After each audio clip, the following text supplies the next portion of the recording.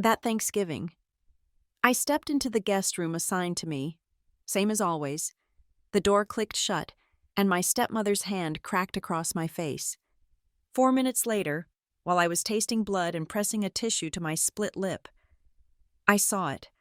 A tiny red light blinking deep inside the air vent. You think that was spontaneous rage? Wrong. It was the opening move of a strategy a whole year in the making. And that camera captured the one thing she never counted on: who the real predator in this house actually was. My name is Quinn Turner. I'm 32 years old, and I build things. Specifically, I take the forgotten skeletons of buildings in Seabright, Maine, warehouses, old port factories, collapsed fisheries, and I give them new bones. Northline Works is my company. I built it from the ground up, with a seed loan I'd rather forget, and about 10,000 hours of sweat equity I wear in my joints every morning. Seabright is all salt air, pragmatic locals, and the satisfying ache of physical labor. It's real. Bracken Ridge is not. Bracken Ridge is the sprawling, Tudor-style monument to my father's second life. It's 2 hours inland, nestled in a community so exclusive they probably filter the air. I was heading there for Thanksgiving, a mandatory pilgrimage I've made every year for the last 15. My truck, still smelling faintly of sawdust and welding flux, felt alien as it passed the immaculate stone gates of the neighborhood. My relationship with my father, Graham, is a thing of polite silences. He's a man who prefers to be comfortable, and confrontation makes him deeply uncomfortable. But my relationship with his wife, Lydia Vale, is perfectly clear. It is a precisely maintained, low-grade war. Lydia is all sharp angles, cashmere, and a smile so bright it could strip paint. She doesn't just enter a room, she annexes it. I parked behind a pearl-white G-Wagon that belonged to Lydia and a new, obnoxious, sapphire-blue sports car that undoubtedly belonged to my half-brother, Colt. The heavy oak door swung open before I could ring the bell. Lydia stood there, beaming. "Quinn, darling, you made it," she said, her voice a warm cascade of welcoming bullshit. She leaned in, air-kissing the space near my cheek. I caught the scent of her perfume, something expensive and suffocating, like orchids trapped under glass. "Lydia, Graham," I nodded as my father appeared behind her, looking slightly strained but attempting a smile. "Quinn," he said, giving me a brief, awkward hug. He smelled of scotch and Lydia's cologne. The house was, as always, immaculate. It wasn't lived in. It was staged. The air was warm and smelled aggressively of cinnamon and roasted turkey, a scent cape thrown over the underlying chill. In the cavernous living room, Colt was demonstrating a golf swing to no one in particular. At 24, he was already being groomed to take over the Vale Turner finances, a portfolio Lydia managed with an iron grip. He had my father's height but Lydia's cold, assessing eyes. "Quinn, good drive?" he asked, not looking up. "Fine. Colt, new car?" "Pre-bonus, Dad's feeling generous." My half-sister, Hazel, who was 20, didn't bother to greet me. She was gliding through the room with her phone held aloft on a gimbal, narrating her perfect Thanksgiving reunion to her thousands of followers. "And here's the full family. Everyone! We're so blessed to have everyone home," she cooed, panning the camera in a wide arc that skillfully managed to keep me just out of frame, a blurry shape by the doorway. Lydia, Colt, and Hazel. They were a closed circuit. My father and I were the orbiting debris. The atmosphere was exactly as I'd anticipated. A performance of civility stretched taut over a bedrock of quiet resentment and competition. I was the relic of the first marriage, the living proof that Graham's life wasn't always the perfect picture Lydia curated. We stood around for 20 minutes, making the required small talk. I mentioned a new Northline project in the old district. Lydia smiled brightly. "That's wonderful, dear. It must be so satisfying, all that hammering." Colt smirked into his glass. Dinner was still an hour out. The turkey needed to rest. The appetizers were circulating. Lydia clapped her hands together, a sharp, theatrical sound. "Quinn, darling, Before we sit down, could I have a word with you? Privately? In the guest room. It wasn't a question. It was a summons. The guest room was where I always stayed. The room furthest from the master suite, decorated in a sterile beige that screamed visitor. My father visibly tensed, his gaze dropping to the floor. Lydia, maybe later. It will only take a moment. Graham, just girl talk. She smiled at me, all teeth. I nodded, my stomach tightening. Of course. I followed her down the hall, the plush runner silencing our footsteps. She pushed the door open and waved me inside. The room was, as always, pristine. She stepped in after me and closed the door, clicking it shut with a soft, definitive finality. The smile vanished. Her entire face hardened, the warmth evaporating so fast it left the air cold. What do you think you're doing? She hissed. I'm not sure what you mean, Lydia. The Northline Works loan, the refinancing you just applied for. You went directly to Graham's private equity firm, behind my back. That was a business proposal, I said evenly. It went to the board, not just to Graham. You are using him. She stepped closer.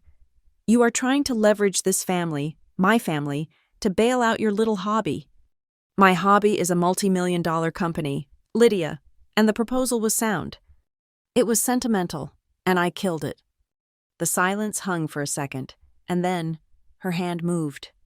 It wasn't a movie slap. It was fast, brutal, and precise. Her open palm cracked across my left cheek, the force snapping my head to the side. The sting was immediate, electric, followed by a dull, hot throb.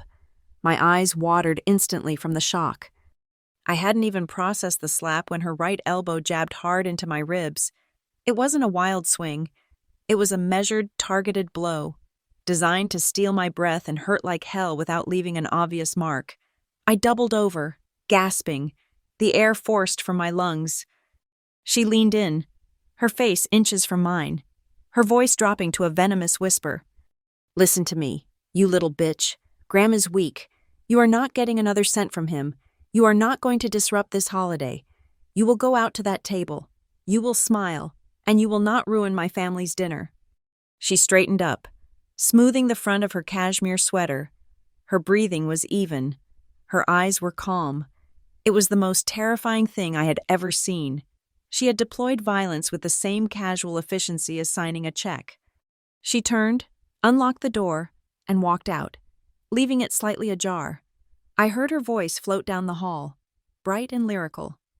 Graham, darling, could you open the Pinot? I stood there for a full minute, shaking, not from fear, but from a profound, seismic rage.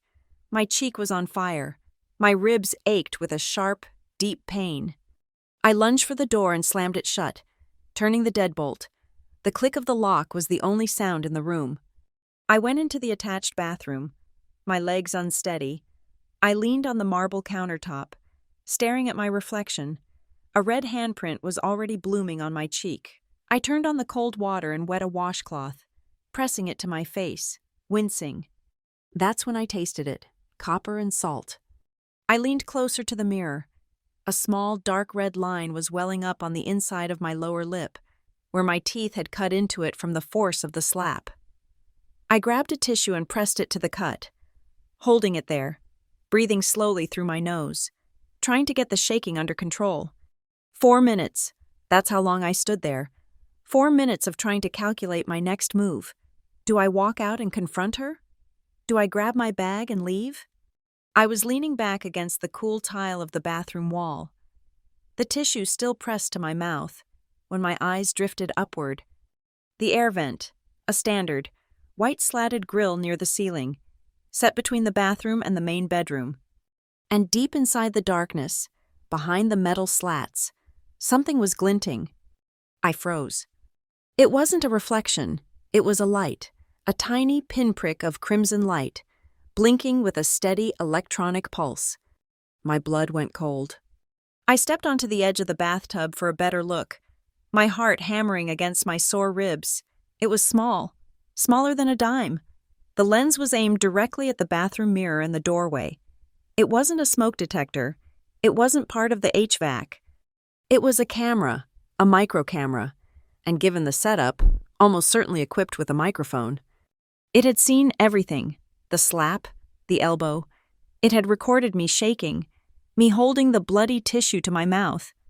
My first instinct was pure violation, a wave of sickness rising in my throat.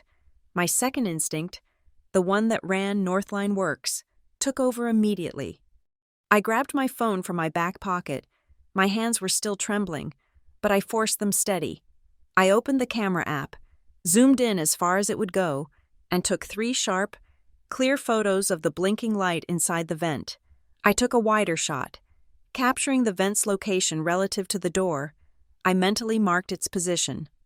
I needed to cover it, but not obviously, not in a way that would alert whoever was watching that I knew. I pulled a long strand of toilet paper, folded it, and wet it just slightly. I stepped back onto the tub, reached up, and gently stuffed the damp tissue into the slats, just enough to obscure the lens without looking like intentional sabotage. It just looked like a piece of tissue that had gotten stuck.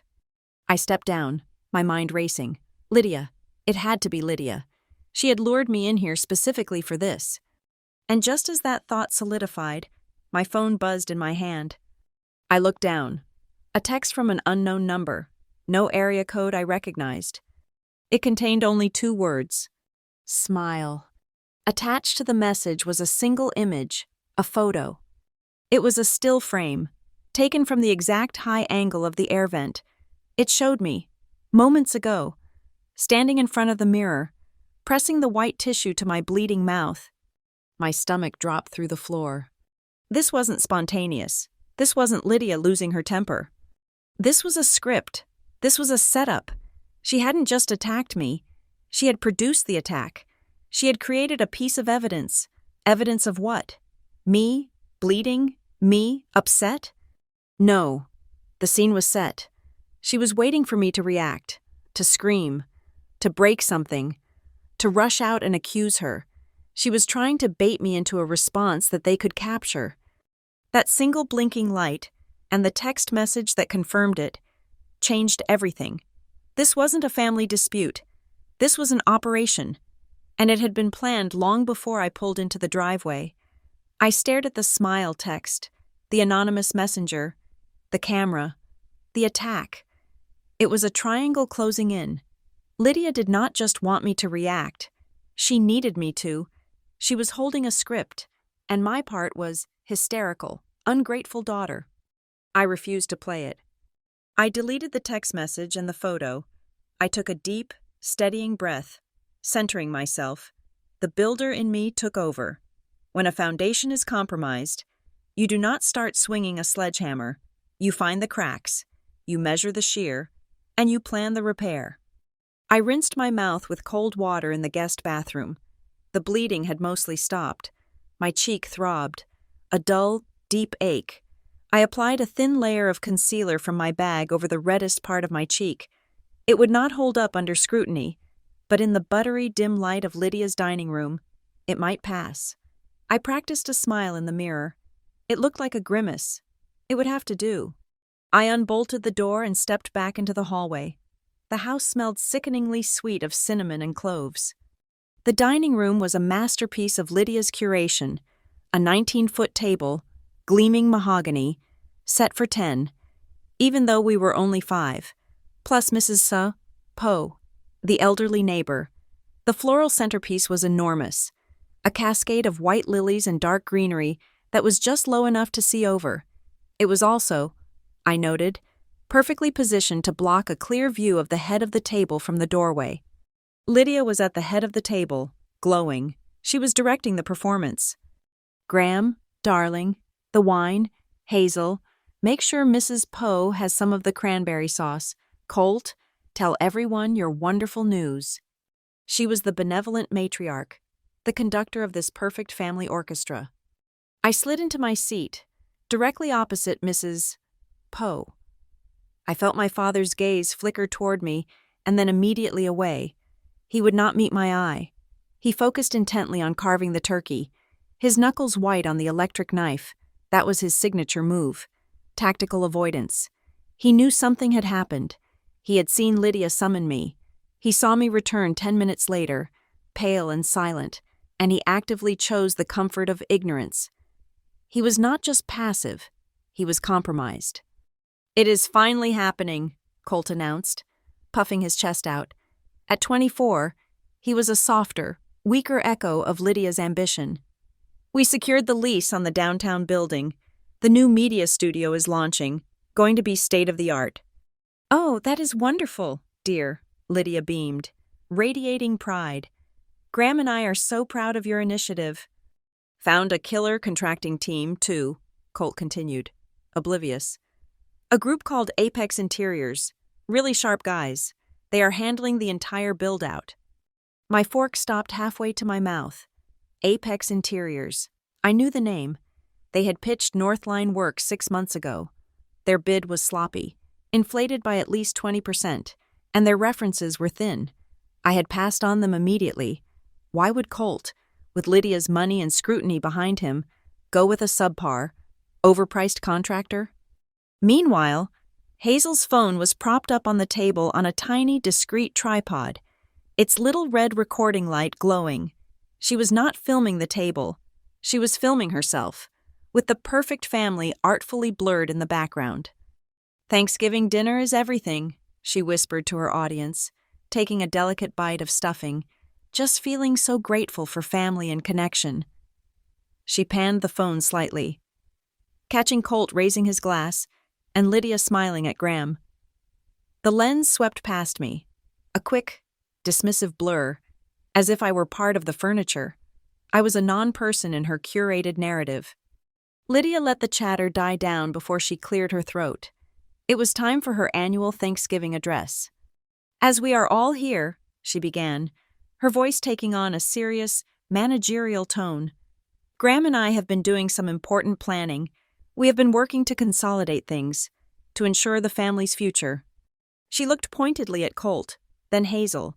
Her gaze slid to me. It was cold. "We are formalizing the new Bracken Trust. It is about structuring our assets properly, making sure everyone is secure." She took a sip of wine. "Here it comes. And of course, it is a time to look at what is fair. We have all been very supportive of each other's ventures over the years." Her eyes locked on mine. "But a family is a two-way street. We believe that those who have been helped significantly during their startup phase," she said, the word helped landing like a stone, "should be prepared to contribute back into the family fund. It is only right." My blood went cold.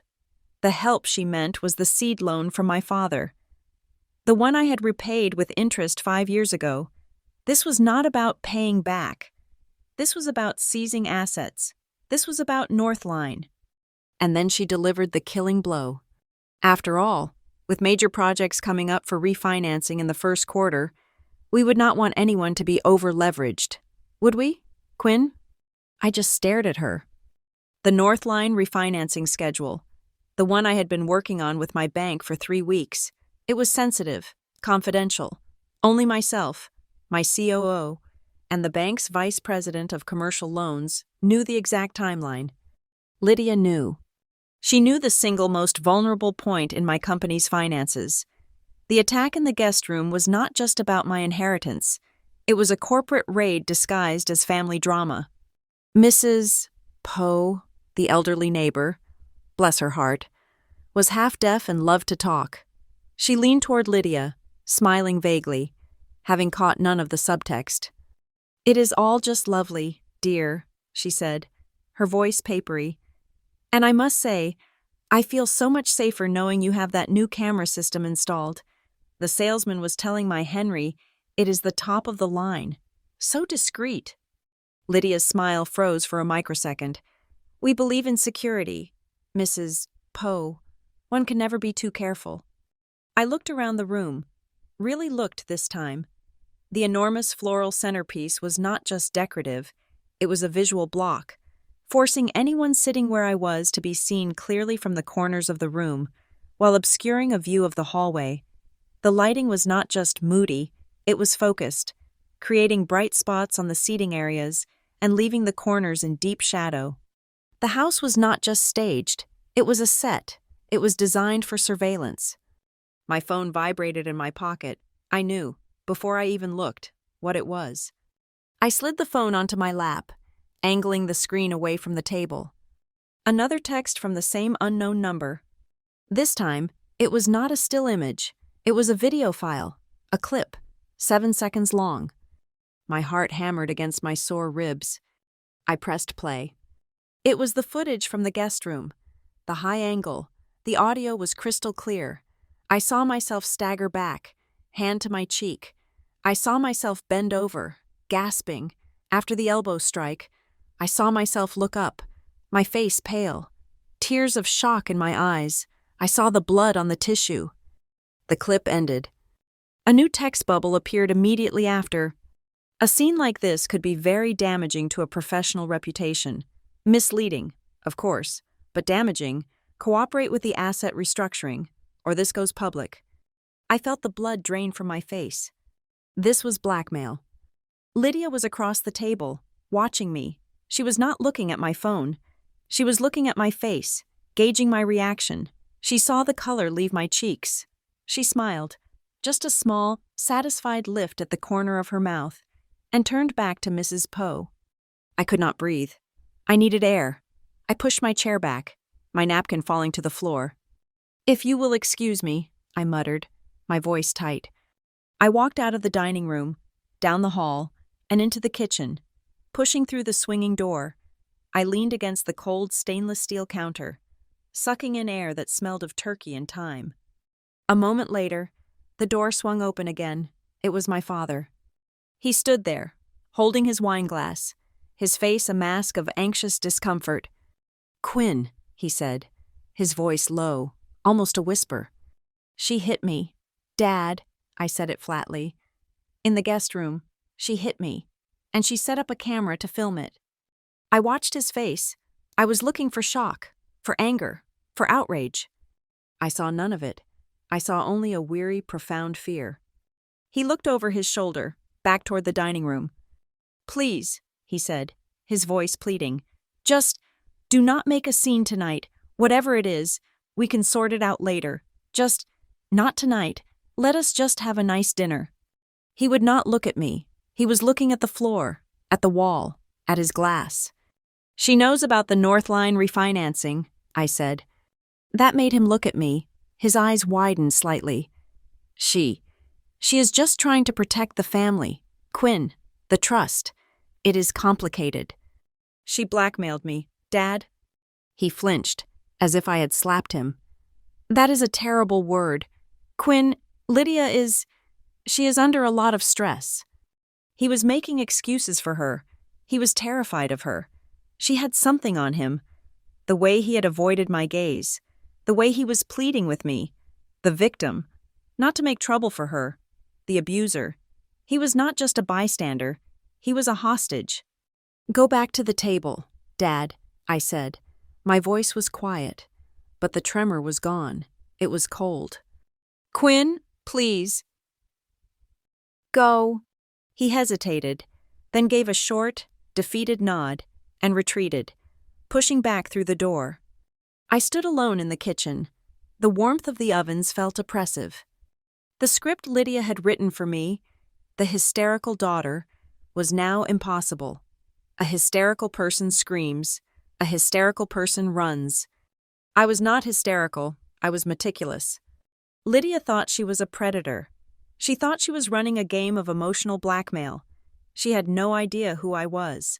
I do not build houses on rotten foundations, and I do not let termites chew through my framework. She had made 2 critical errors. First, she had attacked me. Second, she had shown me the evidence. She thought that video clip was her weapon. She did not realize it was mine.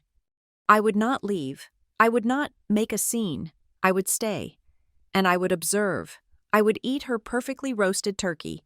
And I would smile at her perfect family. And I would find every single crack in her foundation. I would find every camera, every microphone, every compromised file. This was not a family dinner anymore. It was a site survey. And I was about to do my inspection.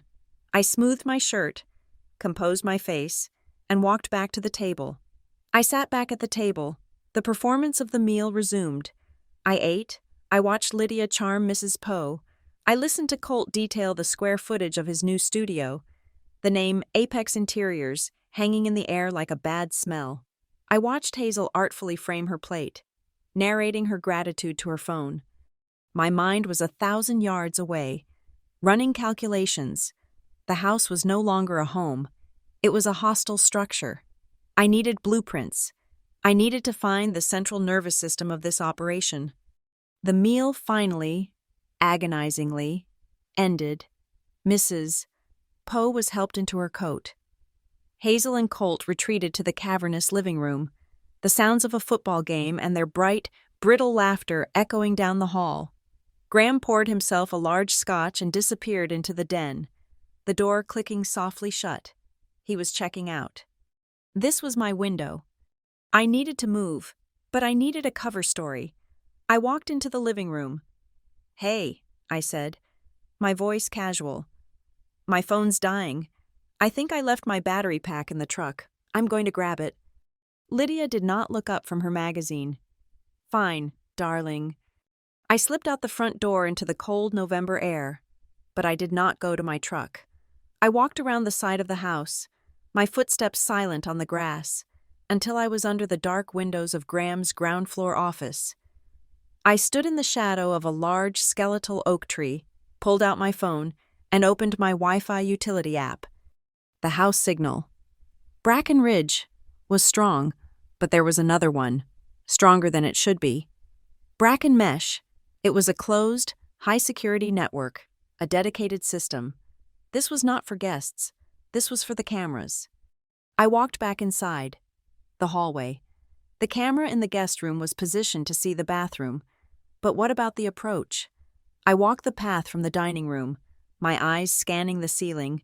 There, tucked into the ornate crown molding where the hallway met the main foyer, it was not a dome. It was a pinhole, smaller than a pencil eraser, its bezel painted to match the trim. It had a perfect, clear view of the guest room door, the stairs, and the entrance to Graham's den. It had recorded Lydia summoning me. It had recorded her leaving. 2 cameras. Where was the third? Graham's office, the place where he signed his life away. The den door was closed. I continued past it, down the short corridor to his formal office. The door was locked. I pulled my wallet from my back pocket. Tucked behind my driver's license was a thin metal card, a lockpick set the size of a credit card. One of the first things you learn in high-end reclamation is that keys are a suggestion. The lock was a simple wafer, designed for privacy, not security. It took me less than 10 seconds. The tumbler clicked. I slipped inside, closing the door behind me. The room smelled of old leather, his pipe tobacco, and something else, furniture polish, Lydia's touch. I did not turn on the lights. I used the flashlight on my phone, playing it over the bookshelves, the heavy desk, the leather chairs. I looked for the obvious, smoke detectors, clocks, picture frames. I found it in the smoke detector on the ceiling.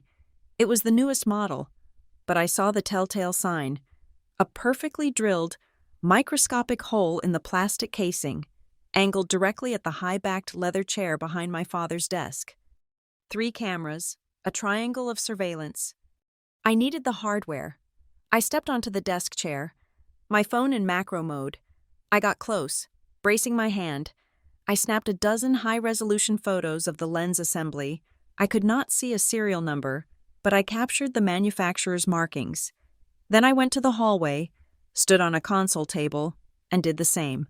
The one in the guest room vent was too risky to access again, but I had its picture. I had the brand. Now the brain, the NVR, the network video recorder. A Bracken Mesh network, running 3 high-definition cameras, would produce massive amounts of data. Lydia would not trust the cloud. She was a control freak. She would want the data stored locally, where she could access it, edit it, and weaponize it. It had to be hidden, but accessible. It would need power and a hard line to the internet. The basement, the utility closet. I slipped down the back stairs, my socked feet silent on the hardwood. The basement was finished. sterile, and cold. At the far end, past a home gym I had never seen my father use, was the utility room. The door was locked. Another simple wafer. I had it open in 5 seconds. Inside, a neatly organized panel of circuit breakers, the house's main internet gateway, and a coaxial splitter. I scanned the wall, and there, tucked behind the hot water heater, was a gray metal electrical cabinet, bolted to the wall. It was not original to the house. It was locked with a better quality tumbler. I worked on it for a full minute, feeling the pins. It would not budge. I ran my fingers along the top of the cabinet, taped to the back, cold and smooth. A key, Lydia's fatal flaw. She was arrogant. I opened the cabinet. It was the central nervous system, a black, 4-channel NVR, its green status lights blinking steadily. Next to it, the Bracken mesh router, an external hard drive, at least 8 terabytes, was plugged into it. It was warm. I pulled out my phone. I took macro shots of the serial numbers, the MAC addresses, every port, every cable connection. I did not have my full kit. I could not clone the drive from here, but Lydia had given me an idea. I went back upstairs, to the laundry room off the kitchen. I knew her habits. She was an obsessive organizer, especially about health. On the wall was a large metal first aid cabinet, far more comprehensive than any home needed.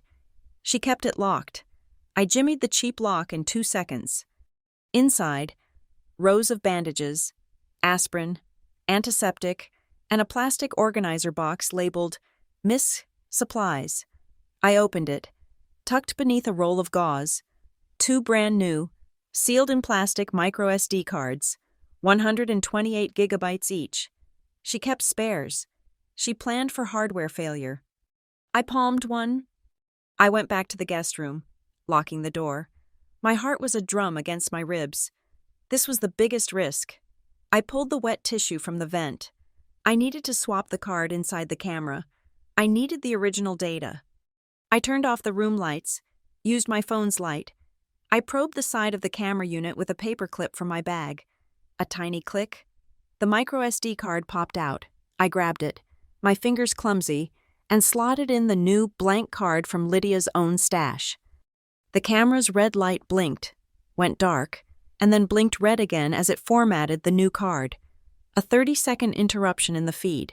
She would not notice. I sat on the floor, my back against the bed, and plugged the stolen card into a tiny reader I carried in my laptop bag. I plugged the reader into my phone. The file structure appeared.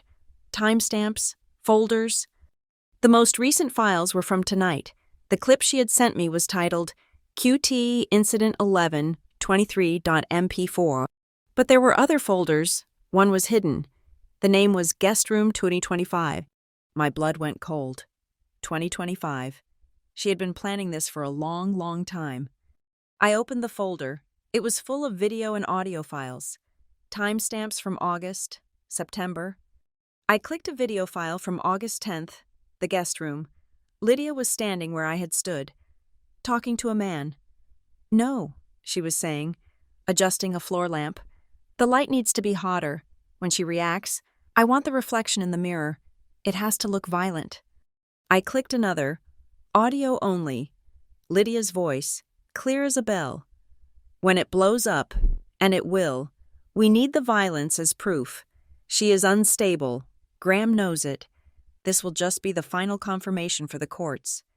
My hands were shaking. She had rehearsed. She had blocked the scene. I scrolled faster. A video file from 2 weeks ago. The timestamp was 2:13 in the morning. The feed was from the camera in Graham's office. Lydia, in a silk robe, letting a man in a suit into the office. He was carrying a briefcase. She opened the safe. He handed her a thick, leather-bound document. She handed him a white envelope. "Get him to sign it before Thanksgiving," Lydia said. "He is weak right now. He is terrified of the audit." "The signature will be perfect," the man said. "And the medical proxy gives you power of attorney anyway. This just makes the trust bulletproof." My breath hitched. Medical proxy, trust, signature. I kept scrolling. A PDF file. House plans marked up. It was a scanned blueprint of the house. Red circles marked the locations of the 3 cameras, and in the margins, notes in Lydia's handwriting. Blind spot by pantry. Audio weak in den. Guest room vent optimal for sound.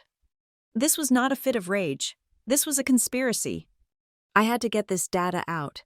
I could not risk the basement NVR. Not yet. I went to my truck, grabbed my laptop and my portable SSD. I sat in the cab, the engine off, in the freezing cold. I plugged the 128 gigabyte card into my laptop and started the transfer. Every file. While it copied, I used my phone as a hotspot and began uploading the most critical files to my private, encrypted Northline server. The audio file of Lydia planning the violence, the video of the man in the office, the guest room 2025 rehearsal, the marked-up blueprints. The upload was agonizingly slow. 20%. 30%. I sat in the dark, watching the progress bar, my mind processing the sheer, cold-blooded calculation, the fake signature, the medical proxy, the violence she needed me to perform. Finally, upload complete. I copied the entire SD card to my SSD drive, a full backup. I labeled the drive, slid it into a hidden compartment in my laptop bag, and tucked the bag under the passenger seat, covering it with a jacket. I put the original stolen microSD card in a small, static-proof bag and hid it in my wallet. That was the primary evidence. I walked back into the house. The football game was over. Lydia, Colt, and Hazel were laughing in the living room, a scene of domestic bliss. Graham had emerged from the den, his eyes glassy, and was standing by the fireplace. "There you are," Lydia called, her voice like warm honey. "We were just about to take a family photo. Come, join us." Hazel sighed. "Ugh, fine." She propped her phone on the mantel. "Okay, timer. 10 seconds. Everyone squeeze in." I stood next to my father. I could smell the scotch on his breath. Lydia slid in on his other side, pressing her shoulder against his. Her arm looped through his. She was radiant. The flash went off. I saw the image in my mind. The happy family, framed in the warm light. Graham, trapped and smiling weakly. Lydia, triumphant. And me, my face composed, my cheeks still stinging, my pockets full of her secrets.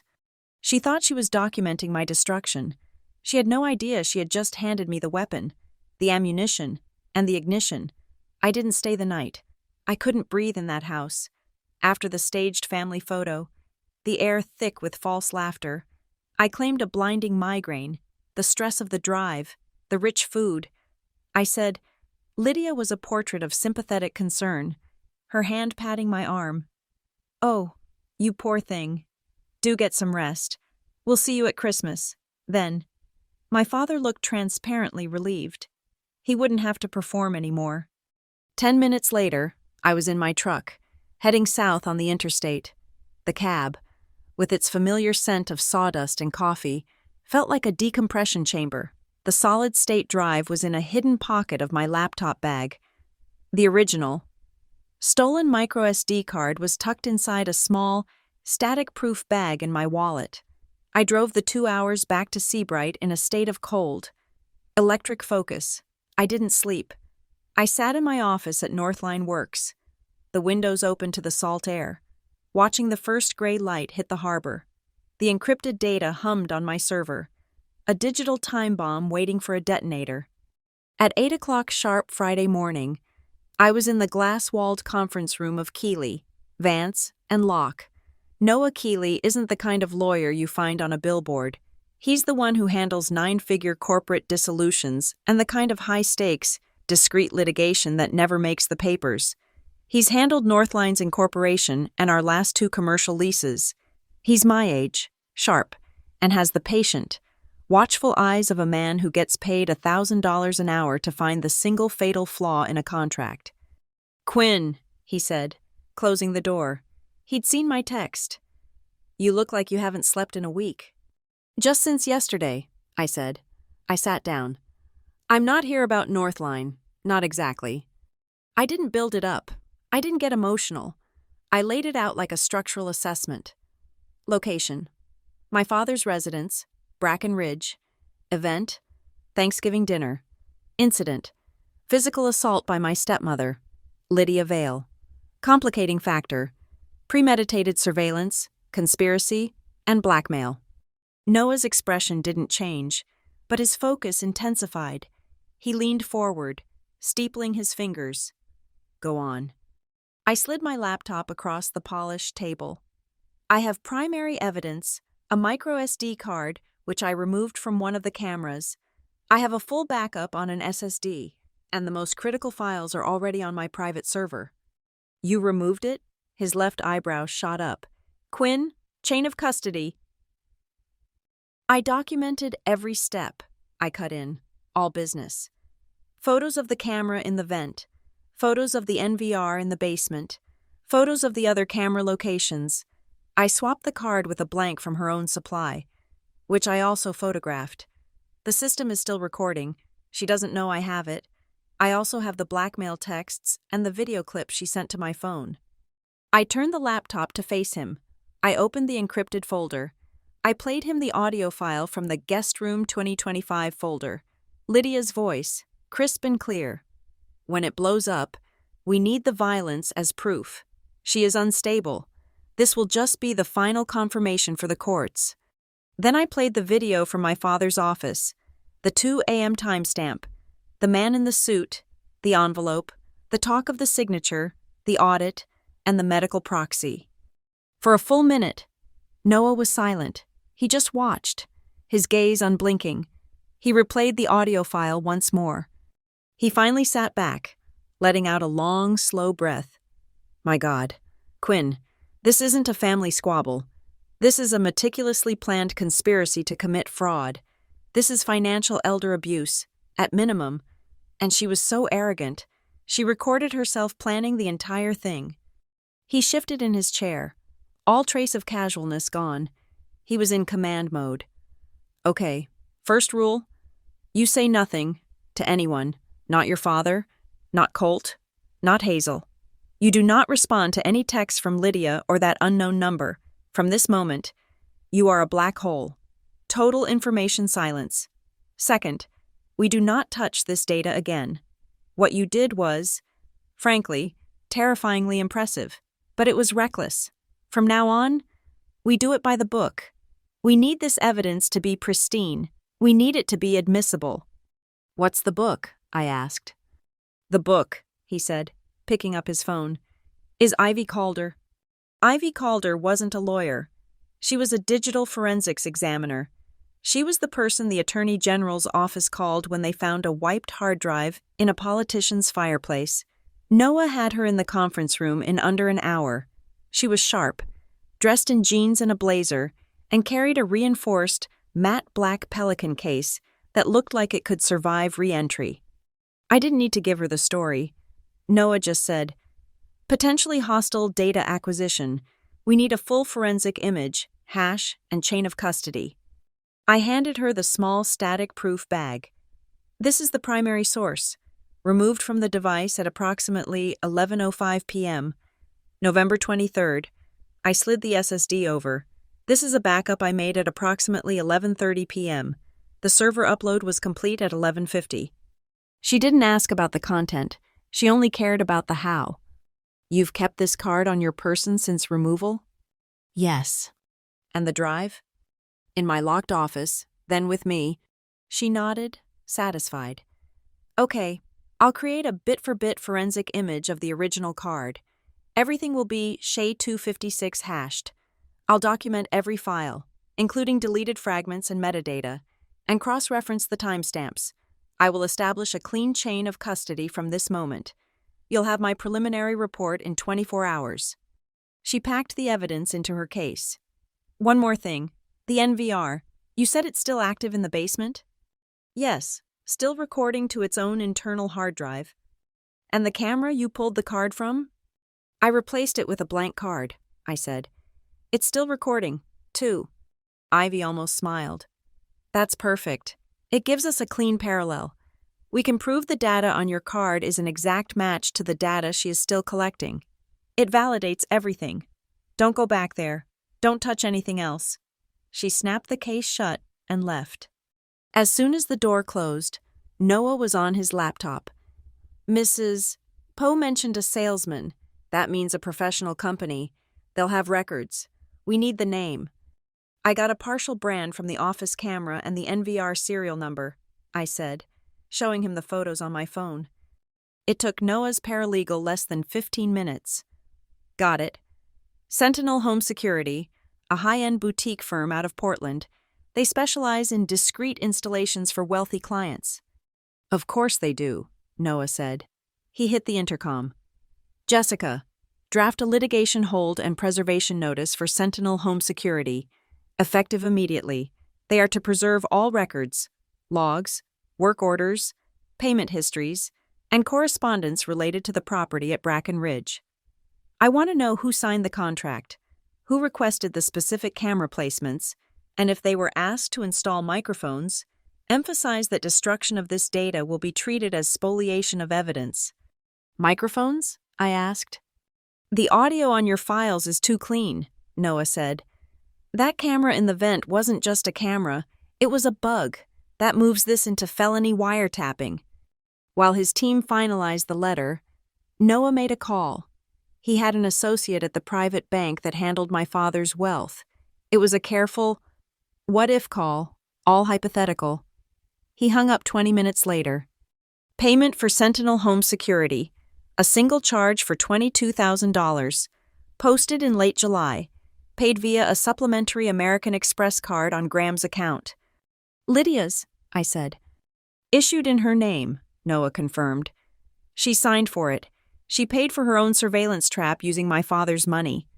"Now," Noah said, steepling his fingers again, "let's talk about the video in the office, the document, the man in the suit. Lydia mentioned a Bracken Trust." Noah's fingers flew across the keyboard, searching state business filings. "There is no Bracken Trust registered, but there is a new LLC, filed in August. Bracken Family Advisors. The registered agent is Amelia Pierce." "I don't know the name," I said. "I do," Noah said, his voice grim.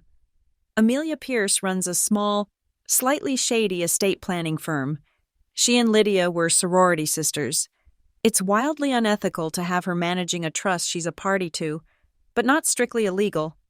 "The man in the video wasn't a lawyer," I said. "He looked different. He talked about the signature being perfect. We need to check the county registrar, power of attorney documents, healthcare proxies. They have to be filed." He tasked another paralegal. The results came back in an hour. "Bingo," Noah said, reading the email aloud. "A durable power of attorney and a healthcare proxy. Filed just last week. Signed by Graham Turner. They grant full, unconditional financial and medical authority to Lydia Vale." The room felt suddenly cold.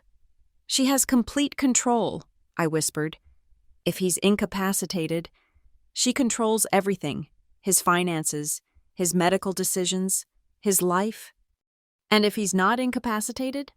Noah said, his eyes dark.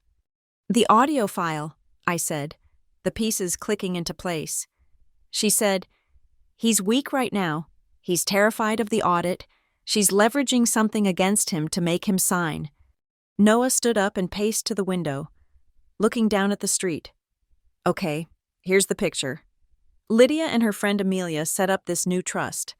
They draft documents to give Lydia total control, but they need Graham to sign. He's resistant. So they manufacture leverage, this audit, to scare him into signing the POA and the medical proxy, or worse, the man in the video forged the signature." "But that's not enough," I added, the cold logic taking shape. "Even with control, I'm still his daughter. I'm still a primary beneficiary. I could contest the will." "Exactly," Noah said. "She needs to sever you. She can't just disinherit you without cause. Not if you fight it. But if you're proven to be unstable, violent, a physical threat to your father's well-being, She can use that new healthcare proxy to petition the court to have you legally barred. She can claim she's protecting Graham from his abusive, ungrateful daughter. The attack in the guest room, I said. It was all to create that proof, the video she sent me. It's a two-pronged attack, Noah said. First, frame you as unstable to sever you from the inheritance. Second, the blackmail, the asset restructuring. She wasn't just trying to get me out of the will. She was trying to steal Northline. She'd use the video of me bleeding as leverage to force me to sign over a controlling interest in my company to her new Bracken Family Advisors Fund. So what's our move? I asked. Do we send her the video of her planning it? Do we play her game, fight fire with fire? Absolutely not, Noah said, his voice sharp and definitive. We do not engage. We do not blackmail. We do not sink to her level. She has built an elaborate trap on a rotten foundation. We're not going to sneak in and steal the cheese. We are going to take a wrecking ball to the whole damned house, and we're going to do it with clean, undeniable, legally admissible proof. He leaned across the table. We don't have to stage anything. Quinn, she's already done all the work for us. I want this clean, I said, my voice hardening. I don't just want to win. I want to build a case so solid, so airtight, that she can never touch him or my company again. Then that's what we do, Noah replied. Ivy gets us the verified data. We subpoena the originals from Sentinel. We depose Amelia Pierce. We get an independent capacity assessment for your father. We will use her own surveillance system, her own planning documents, and her own voice to dismantle her. We will not use shadows. We will use floodlights. I nodded, the word resonating. Floodlights, I can work with that. I left Noah's office as the sun was climbing high, the first feeling of solid ground returning beneath my feet. Lydia thought she was a predator. She was just an amateur with a new toy, and I had just hired a team of professionals who were going to read her the instruction manual. I didn't go home. I left Noah's office, and my apartment in Seabright felt like the last place on earth I should be. It was too known, too exposed. If Lydia had wired her own house for sound and video, she wouldn't hesitate to do the same to me. I was a loose variable, and she was all about control. I drove my truck to a Northline-owned warehouse that was mid-renovation, a skeleton of steel beams and raw concrete floors. I went up to the framed-out third-floor unit, rolled out a sleeping bag on the subfloor, and plugged in a space heater. My go-bag had enough for 3 days. I checked into a long-stay corporate suite the next morning under a company account, a sterile, anonymous room with no connection to my name. I turned off location services on my phone and personal laptop, disabled Find My, and started taking different routes to the Northline office. I was a ghost. My silence, I knew, would be deafening to Lydia. She was waiting for the screaming phone call, the tearful confrontation, the desperate negotiation. She had sent the blackmail text. She was waiting for a response. I gave her nothing. I was a black hole. Noah's first move was to establish, independently, my father's condition. We couldn't just allege elder abuse. We needed a non-biased, expert baseline. Coercing Graham into a doctor's office was impossible with Lydia attached to his hip. So, Noah initiated a cutout. He tracked down Frank Peterson, one of my father's oldest colleagues from before Lydia, a man Graham respected and, as far as I knew, actually liked. Frank made the call. He was terrified. He told my father he'd just had a minor stroke, a TIA, and the doctors had found a carotid artery blockage. He was scheduled for a full workup at a specialist clinic in Portland, and he was scared to go alone. He begged Graham to come with him. For moral support, it was a brilliant move. Lydia couldn't refuse without looking monstrously controlling. She drove Graham to the clinic herself, waited in the lobby, and complained about the bad magazines. What she didn't know was that the clinic was pre-selected by Noah, and the specialist, who saw my father for a courtesy checkup, was one of the top geriatric physicians in the state, one with forensic examination training. The report was on Noah's desk 48 hours later. It was chilling. Graham is in good physical health for a man his age. Noah read, his voice flat. but his cortisol levels are chronically elevated, consistent with a subject in a state of sustained, high-level psychological distress. Stress, I said. A jury might just see that as marriage. They won't see this, Noah continued. The doctor performed a full skin examination. He found a series of subcutaneous hematomas, old bruises, Quinn, in various stages of healing, concentrated on both upper arms and the left shoulder. I felt sick. The doctor's notes are precise. Lesions are consistent with being gripped forcefully, and in the case of the shoulder, consistent with being shoved hard against a flat surface. When asked, your father attributed them to walking into doors and general clumsiness. The doctor's official opinion is that the bruising is not consistent with his explanation, but is consistent with coercive physical handling. I thought of Lydia's elbow in my ribs, targeted, precise, designed to hurt, not to show. She had been doing the same to my father. While Noah was building the medical case, I was digging through my own archives. Building the financial one, I needed to know when her focus had shifted to Northline. It had to be more than just the refinancing. I found it in my email server, an exchange from 10 months ago, just before Bracken Family Advisors was incorporated. Lydia had written, Quinn, darling, as your father and I are doing some long-term estate planning, we're looking at ways to consolidate the family's brand. Your wonderful company, while a great personal achievement, presents a complicated image in the portfolio. We think it would be best for the family's public-facing legacy if you were to fold a 30% stake of Northline Works into the new family fund. It would look so much cleaner and show a united front. My response had been polite, cold, and firm. Lydia, I appreciate the thought, but Northline is a fully independent C-Corp. It is not, and will not be, part of the family estate. Its finances are separate. I'm not looking to dilute my equity. Her reply, sent an hour later, was the one that now read like a declaration of war. I think you're underestimating the value of a perfect family image. Quinn, sometimes, we must all make sacrifices for the greater good. We can discuss this more at Thanksgiving. Thanksgiving. This had been her deadline all along. The Guest Room 2025 folder. She was planning a year out. Her children were already cashing the checks on that perfect image. Colt, oblivious and arrogant, posted a new update to his Instagram. The studio build-out is on. Big thanks to Apex Interiors for the killer vision. He attached a photo of a computer-generated rendering, a sleek industrial space with reclaimed wood, exposed ductwork, and custom steel and glass partitions. My stomach dropped. I knew that rendering. I pulled up the rejected folder in my own server. There it was, the file from Apex Interiors, pitched to me 6 months ago. It was the exact same design, pixel for pixel, right down to the specific, overpriced light fixtures. Lydia hadn't just found him a contractor. She had taken my rejected bid, funded it with my father's money, and handed my own aesthetic vision to her son. Hazel, meanwhile, was monetizing the lie on a daily basis. Her grateful Thanksgiving vlog, with its artful portrayal of family unity, had gone minorly viral in her niche, netting over 50,000 views, and with that, a new sponsor. I'm just so excited to partner with Serenity Home Goods, she chirped into her camera, a beatific smile on her face. They, like me, believe that home is a sanctuary, a perfect place of peace and family. When everything outside is stressful, you need a perfect home to return to.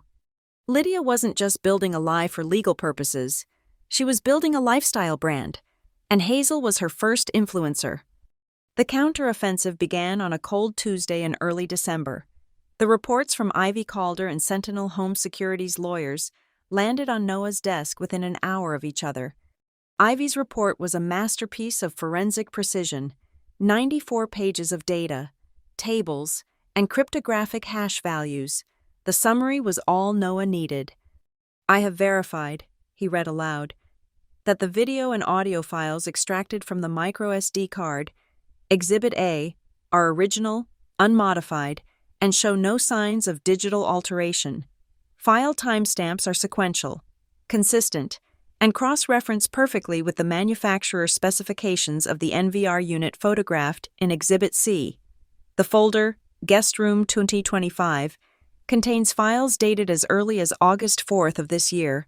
This confirms the surveillance system was active and recording audio and video in that specific room for at least 4 months prior to the Thanksgiving incident. So it's clean, I said. It's admissible. It's pristine, Noah said, a rare, thin smile on his face. She recorded herself planning, rehearsing, and executing the entire conspiracy. She just handed us the rope, the tree, and the instructional diagram. He picked up the second file, the response from Sentinel Home Security. Their lawyers, terrified of a multi-million-dollar lawsuit for spoliation of evidence, had complied with the preservation order instantly. They had sent the original work order. Noah read the key passage. Per client request, upgraded audio-capable microcameras to be installed in 1 guest room. See attached blueprint, point A, and 1 living room, point B. Client specifically requested devices be invisible and audio feed be high fidelity for archival purposes. Installation and full system payment of $22,400 authorized by... Noah looked up at me, his face granite. Lydia Vale, we have her signature. She didn't just order cameras.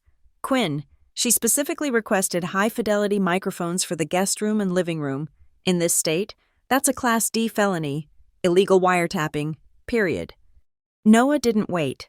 He filed 2 emergency motions within the hour. The first, Quinn Turner vs.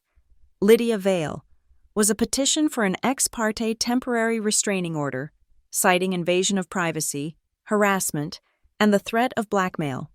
The second, more powerful motion was filed in probate court, a petition for immediate discovery and preservation of assets related to the Graham Turner estate, citing Ivy's report, the doctor's forensic findings, and the signed Sentinel work order as evidence of undue influence, financial elder abuse, and a conspiracy to defraud.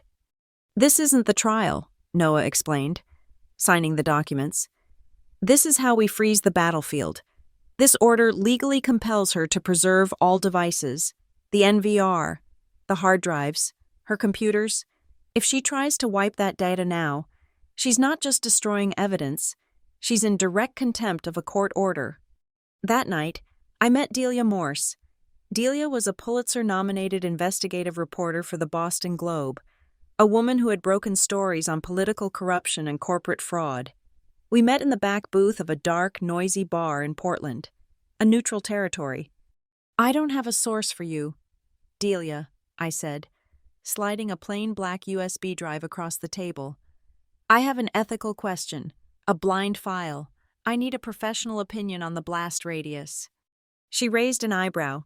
I don't do consultations. Quinn, you'll want to see this. She plugged the drive into a battered, secure laptop, put on a pair of headphones, and pressed play. The drive contained only 3 files. The Guest Room 2025 audio of Lydia planning the violence, the marked-up blueprint of the house, and the signed Sentinel work order. I watched her face. She listened, her expression unreadable. Then she read the blueprint. Then she read the work order. She took off the headphones and just stared at the screen for a long time. Jesus Christ, she muttered. She looked up at me, her eyes sharp. This is cold. This isn't a crime of passion. This is a business plan. Ethically, the person who did this is a public menace, financial fraud, wiretapping, clear-cut conspiracy, elder abuse.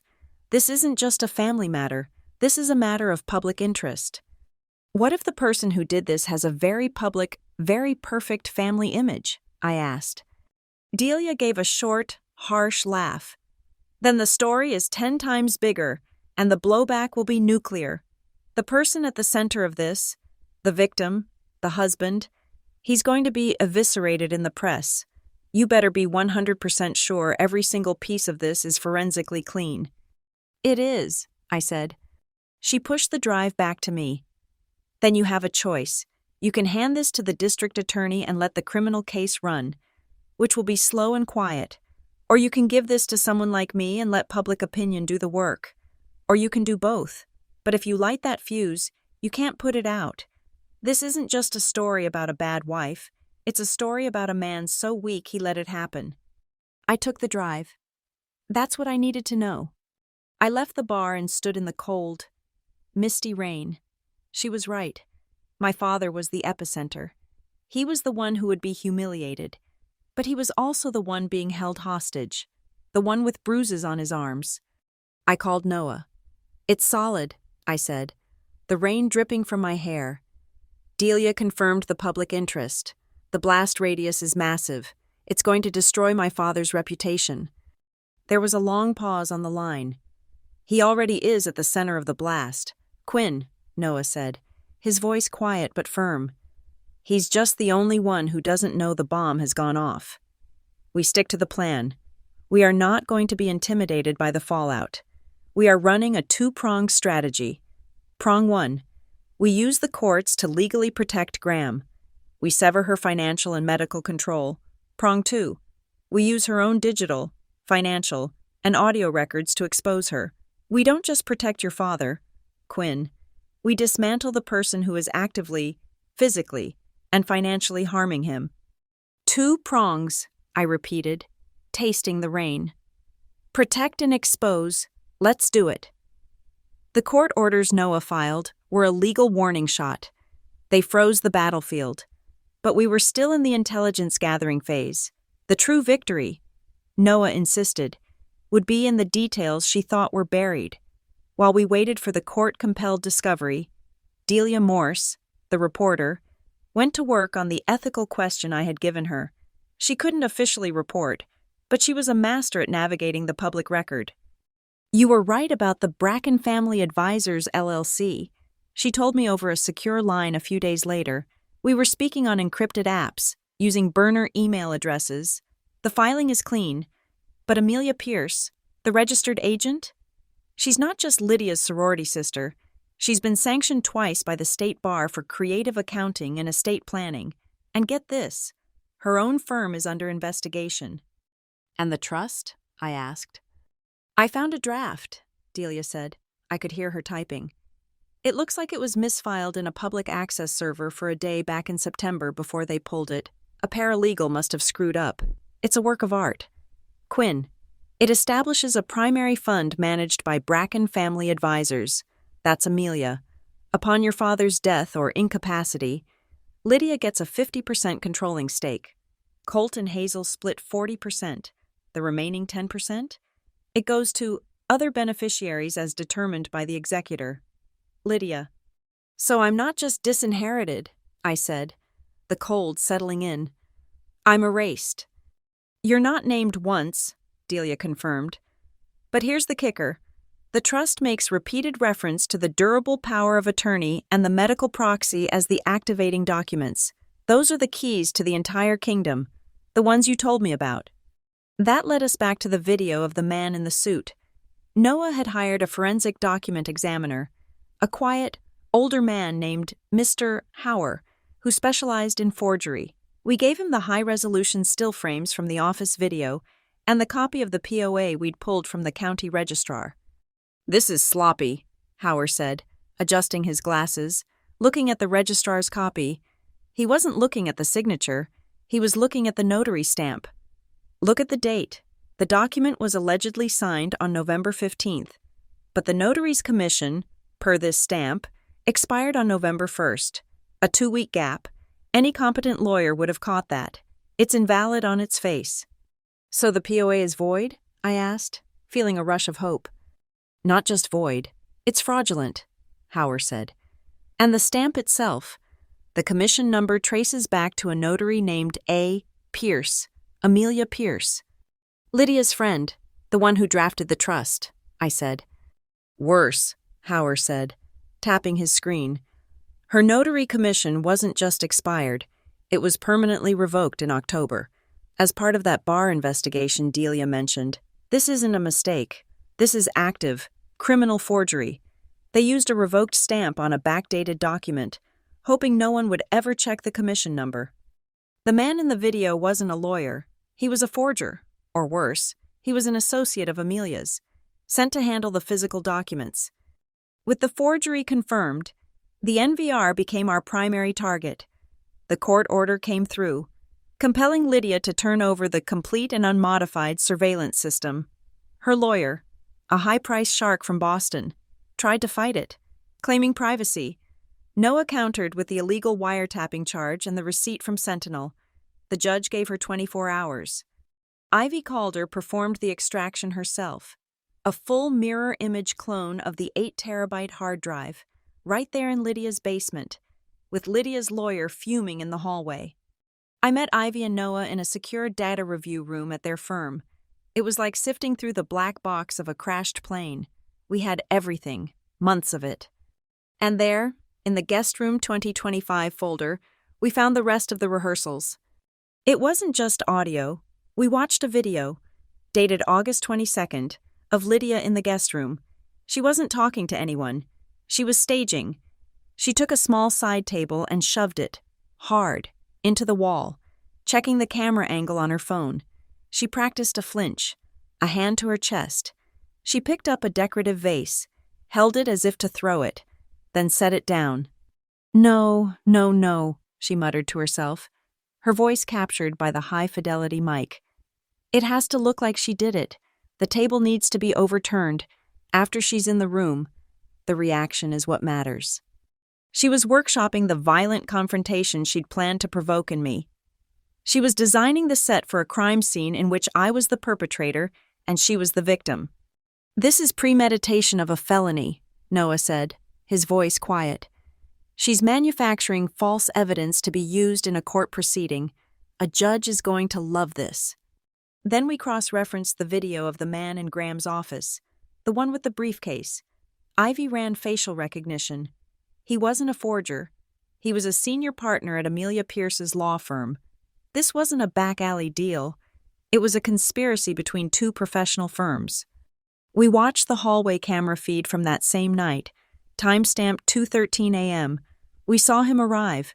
We saw Lydia let him in. But then, at 3:30 a.m., we saw him leave. He was carrying his briefcase. But two other men, who had waited outside, came in. They were carrying 4 heavy-duty file boxes. Lydia directed them into Graham's office. The audit, I whispered. She wasn't just scared of an audit. She created one. She was planting fake documents in his office to blackmail him. And we have the license plate of the car they all arrived in, Ivy said, zooming in on the feed from an exterior camera. It's a black Mercedes, registered to Bracken Family Advisors, LLC. The entire operation, the trust, the forgery, the blackmail, was run by the same corporate entity. It was a closed loop of fraud. The final devastating piece of the puzzle came from an unexpected place. Ivy was reviewing metadata from the NVR, looking for anomalies. She found a file from March, 8 months ago, that had been accessed and resaved multiple times. It was from the main hallway camera, the one near the stairs. The timestamp was late at night. The video showed Lydia, walking down the hall, carrying a laptop. She seemed to be arguing with someone off camera, presumably my father.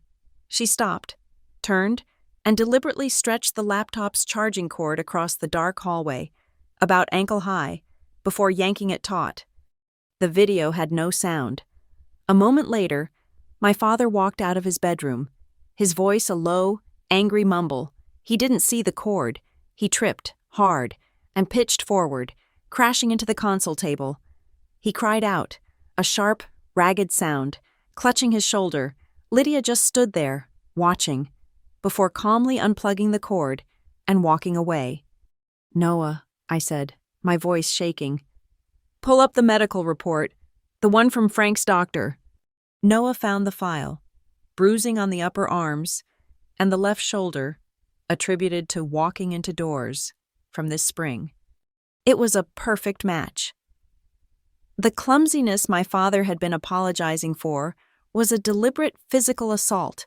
The bruises on his arms weren't from coercive handling. They were from her grabbing him, shoving him. She had been physically abusing him for months, creating a pattern of accidents to cover her tracks. "This changes everything," Noah said.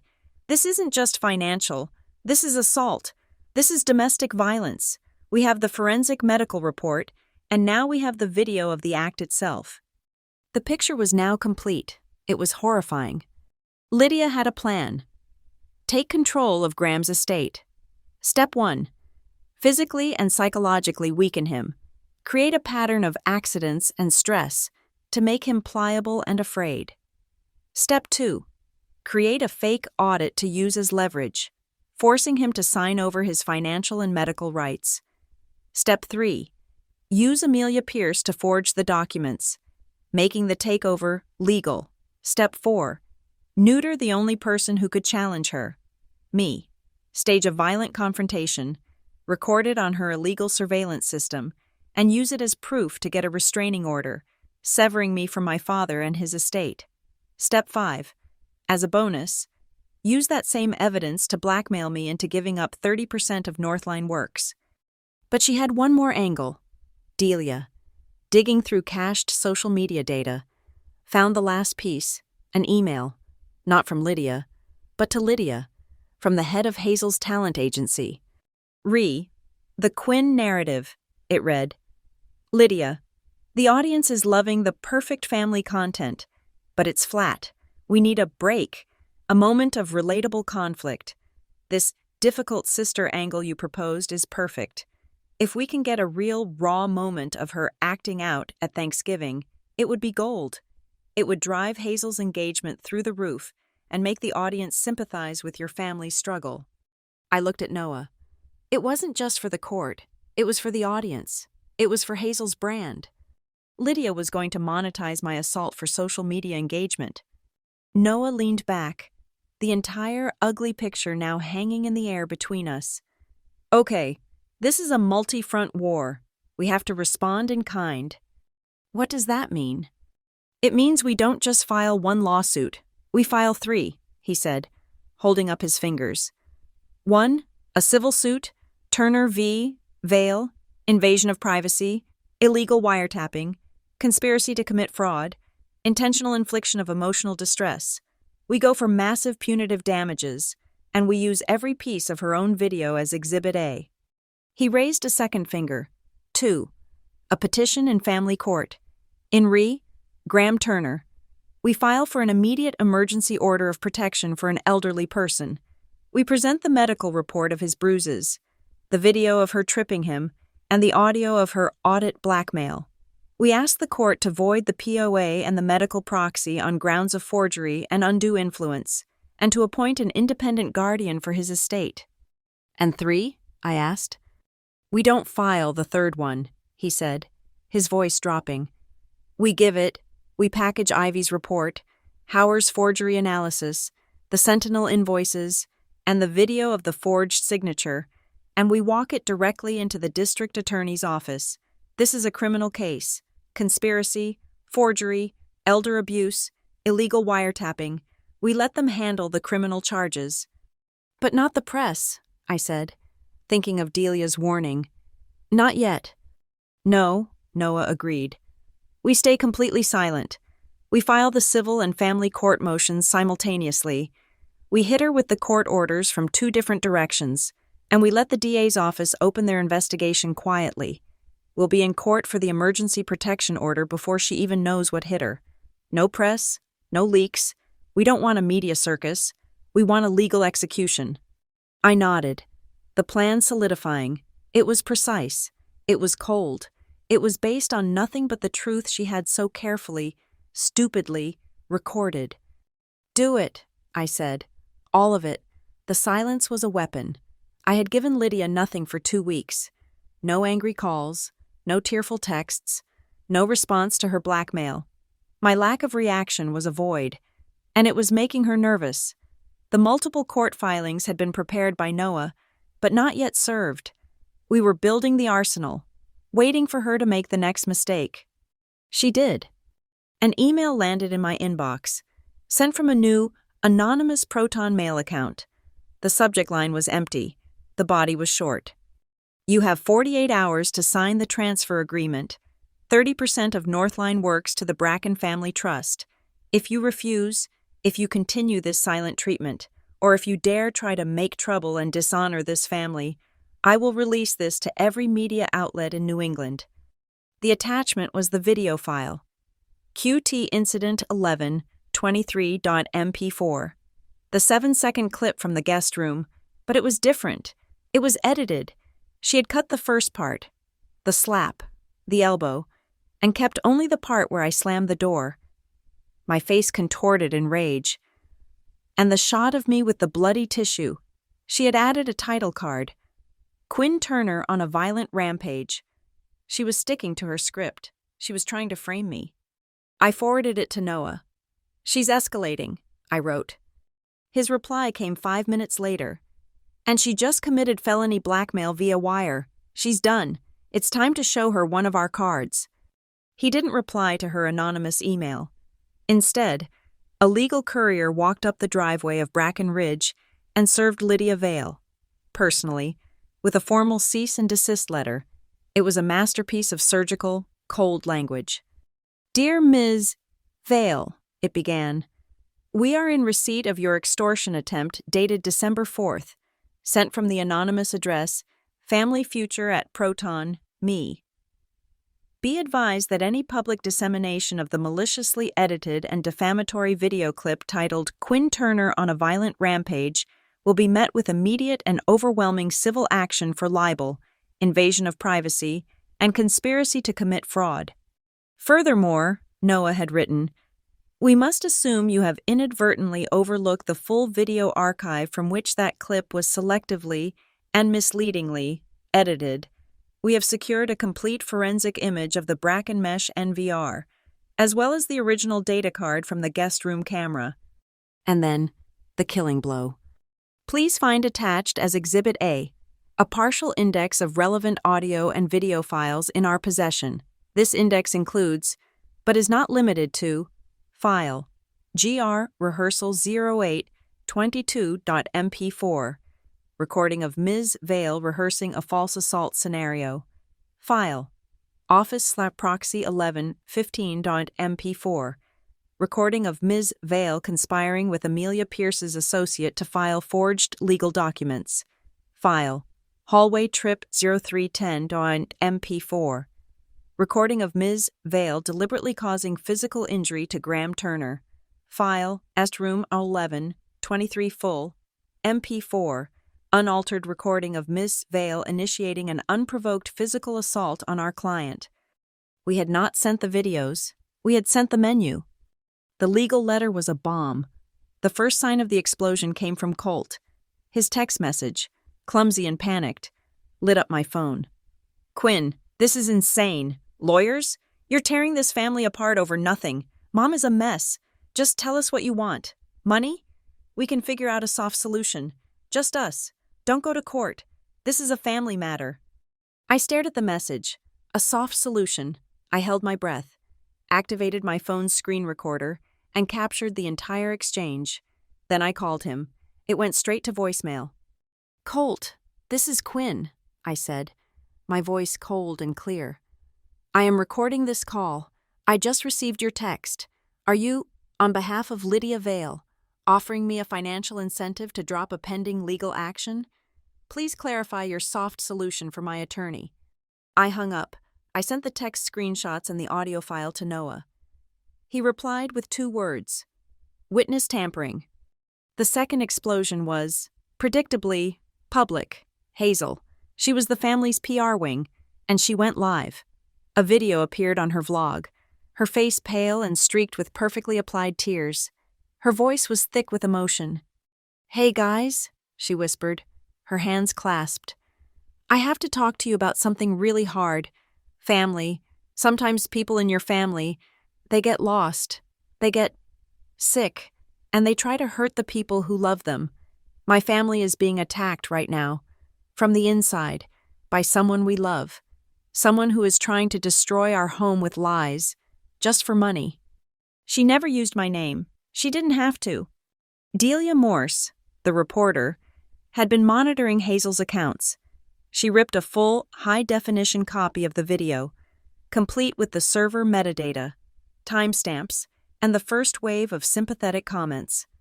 Exactly 6 minutes after it was posted, the video vanished. Their lawyer had a heart attack. Delia texted me. Doesn't matter. It's saved. It's libel per se. She just publicly accused you of extortion. Add it to the list. They're panicking. Quinn, they're making mistakes. All this chaos was the cover I needed. The panic had isolated my father. He was the one I needed to save. He called me 3 days later, from a blocked number. His voice was a thin, reedy whisper. Quinn? I'm at the club. The one in Portland. The one she hates. Can you come? Please, I have to talk to you. I was there in 30 minutes. I found him in a small, wood-paneled study that smelled of leather and old books. He looked like a ghost. He looked 10 years older than he had at Thanksgiving. She's going to destroy me, he whispered. He was holding an unlit cigar, his hands trembling so badly it rattled against the crystal ashtray. The audit, Dad? I asked gently. Is that what this is about? He shook his head, a dry, ragged sob catching in his throat. Tears welled in his eyes. No, not an audit. It was years ago, before Lydia, a business deal, in Singapore. He looked up at me, his face a mask of shame. It wasn't just unethical. Quinn, it was illegal. I buried it. I paid people. I thought it was gone forever. But she's been digging. For years. She found it.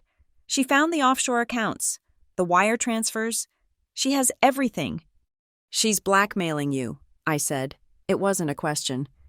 She's been holding it over my head for 18 months, he confessed, the words spilling out.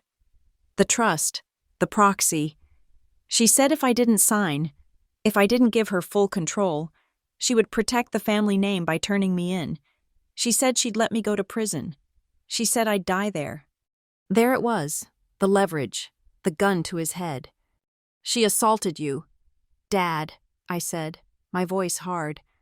I've seen the video. March, she tripped you in the hallway. That wasn't an accident.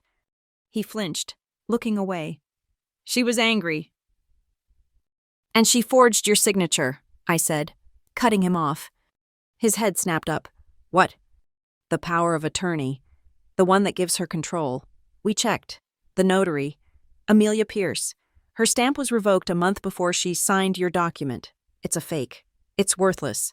Her entire blackmail, her entire legal structure, is based on a criminal forgery. He just stared at me, the color draining from his face. Forged? Her leverage is gone. Dad, the second she committed forgery, she voided her own contract. But you have to choose. Right now, you have to pick a side. I pulled a sheaf of documents from my briefcase. This is a new, durable power of attorney and a new healthcare proxy. They name me as your agent. They include a 3-page addendum that explicitly and permanently revokes all previous documents, naming the fraudulent November 15th filing specifically. Noah Keeley is waiting in the lobby. You sign this, with a new, independent notary he has brought, and you take the gun out of her hand. We file it this afternoon. Legally, she will be powerless. He stared at the papers, his hand shaking. He looked at the door, then back at me. He saw the bruises on my cheek, still faint and yellow. He saw the video of himself falling. He saw the prison cell she had built for him. He picked up the pen. Get him in here, he said. The revocation of the POA was filed electronically at 4:50 p.m. Lydia, who must have had alerts on all of my father's filings, would have received it instantly. That night, my phone buzzed. It was in my pocket. I looked at the screen. Graham, a pocket dial. I hit accept and record. I heard her voice. She wasn't seductive. She wasn't manipulative. She was screaming. What did you do, you worthless old man? What did you sign? You revoked my proxy. Lydia, I don't know. My father's voice, high and thin with terror. The camera in the guest room. It's blind. What did you tell her? She knows, doesn't she? There was a crash, like glass breaking. All of it. The files. The audit files. she was muttering, her voice a hysterical rasp. I could hear her pacing, frantic. She can't have them. She can't. I heard a distinct jangle of keys, and then a click of a key in a lock. They're here, she breathed. They're safe. The cabinet is locked. She can't prove anything. The call cut off. I stood in the darkness of my corporate apartment. She had done it.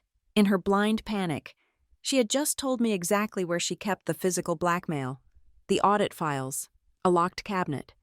I had to get that key. I drove to Bracken Ridge, parking my truck down the street. I waited. At 8:15 p.m., the white G-Wagon tore out of the driveway, Lydia at the wheel, her face a mask. She was going to her lawyer's office. I called my father. Dad, I'm outside. I need you to do one thing. The key she just used, the key to the cabinet in the office. I need to see it, just for 5 minutes. He was shaking when he met me at the door. He held out a small, ornate brass key. The antique secretary, he whispered. By the window. Quinn, this is how we end it, I said. I took the key, but not inside. I placed it on the hood of my truck, next to a small ruler from my toolbox. I turned on my phone's flash and took 22 high-resolution photographs, macro shots of the teeth, the shaft, the brand. I photographed it from every angle. Put it back, I said, handing it to him. Right now, lock your door. Do not talk to her. I sent the photos to a high-security locksmith I used for Northline projects. I need a copy of this cut from photos, tonight. An hour later, I had a freshly cut key in my hand. I let myself into the dark, silent house. My father was in his room, door locked. I went to the office, the antique secretary cabinet. The new key slid in. The lock turned. Inside, beneath a stack of old stock certificates, was a locked firebox, and on top of it, a leather-bound planner. Lydia's, a logbook. I opened it. Her neat, sharp handwriting filled the pages. It wasn't just a calendar, it was a ledger of her conspiracy. August 10. Met AP, finalized trust draft, discussed POA strategy. October 5. AP, commission officially revoked. This is a problem. Solution. A. Will backdate the document and use the old stamp. G is too scared to check. November 15th. Forgery complete. G's signature perfected by A. Fapis. Associate. Filed with old stamp. A. Cobb P. Delivered the audit package. It's in the firebox. I photographed every single page. The handwritten confession. The dates. The mention of the forgery. The revoked stamp. The audit files.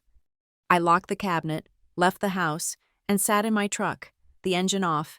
I had it all, the digital, the physical, the financial, and now, the confessional. I called Noah. I'm sending you photos, a handwritten logbook. It confirms the forgery, the backdating, the notary, and the physical blackmail. It's a complete confession. There was a long, sharp intake of breath on the other end of the line. We're done, Noah said, his voice hard. This is the ball game. She's unhinged, Noah, I said, the recording of her screaming still playing in my head. She was destroying the room. I'm worried about him. The doctor's report. The video of her tripping him. She is physically dangerous and she just lost control. Then we pull the pin, Noah said. I'm driving to the courthouse. I'm filing an emergency motion in re Graham Turner, based on the totality of the evidence, the documented physical abuse, the active blackmail, the conspiracy, and the immediate threat she poses. We are requesting an ex parte temporary order of protection. She is to be barred from contacting or coming within 100 yards of Graham Turner, effective immediately. She is not to see him, speak to him, or contact him in any way without a court-approved third-party supervisor present. You're cutting her off, I said. We're putting him in receivership, Noah replied. She's a threat to his life and his estate. As of tomorrow morning, she's locked out. The trap was set. The house, Bracken Ridge, was the stage. Noah had the emergency protection order, signed by a judge at 5 p.m., but it was in his briefcase. We were not serving it, not yet. We were giving her one last chance to confess, live, in front of our own cameras. I needed her there. I needed the full cast. I used my father, who was now staying in the guest room, the one with the blank micro SD card. He made the call. His voice was watery, the perfect imitation of a broken man. "Lydia, please, I cannot take this. The lawyers. It is too much. Quinn is here. She says she is willing to talk. One last time. To resolve this. Please, just come home. 7 o'clock. He hung up. She would come. The idea of me willing to talk would be, to her, a sign of weakness. She would see it as a negotiation, one she was coming to win. Delia Morse had been there an hour before. She was not a reporter tonight. She was my forensic technician. While I made coffee for my father, she worked. 3 high-definition, audio-capable cameras, smaller than a thumb drive, were integrated into the living room, one in the spine of a book on the bookshelf, one in the deep shadows of the fireplace molding, one in a decorative vase. They covered every angle of the room. My father sat in his high-backed chair, a consent form, signed and dated, in his pocket. He had legally authorized the recording, in his own home, for his own protection. It was pristine. It was admissible. At 7:03, the doorbell rang. Graham answered it. Lydia swept in. She was not contrite. She was energized, dressed in a sharp, dark gray suit, a warrior queen ready for a capitulation. She smelled of expensive perfume and victory. Behind her, her lieutenants, Colt, his face a mask of anxious arrogance, and Hazel, pale but defiant, her phone already in her hand, though not visibly recording. "Quinn," Lydia said, her voice dripping with false concern. She did not sit. She stood in the center of the room, annexing it.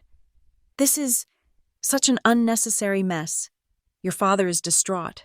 All of these threats, these lawyers, it is so damaging. To us?" Colt drifted toward the fireplace, away from the main group. I watched him. He pulled his phone from his pocket, unlocked it, and tapped the screen.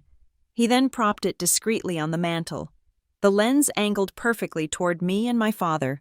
He was recording. He was trying to build his own counter-narrative, to catch me threatening them. He thought he was being clever. He had no idea the camera in the bookshelf had a perfect, high-definition shot of him setting it up. He was creating evidence, for me. "I am glad you came," I said, my voice even. "You are right. It is a mess, but we are here to clean it up, so let us be clear about what we are resolving." "We are resolving your delusion," Lydia snapped, the velvet glove coming off. "We are resolving this insane idea that you are entitled to." The doorbell rang. Lydia stopped, annoyed by the interruption. "Who is that? I thought this was a family meeting." "It is," I said. "They are part of the resolution." My father, as we had rehearsed, opened the door. Noah Keeley stepped inside. He was not alone.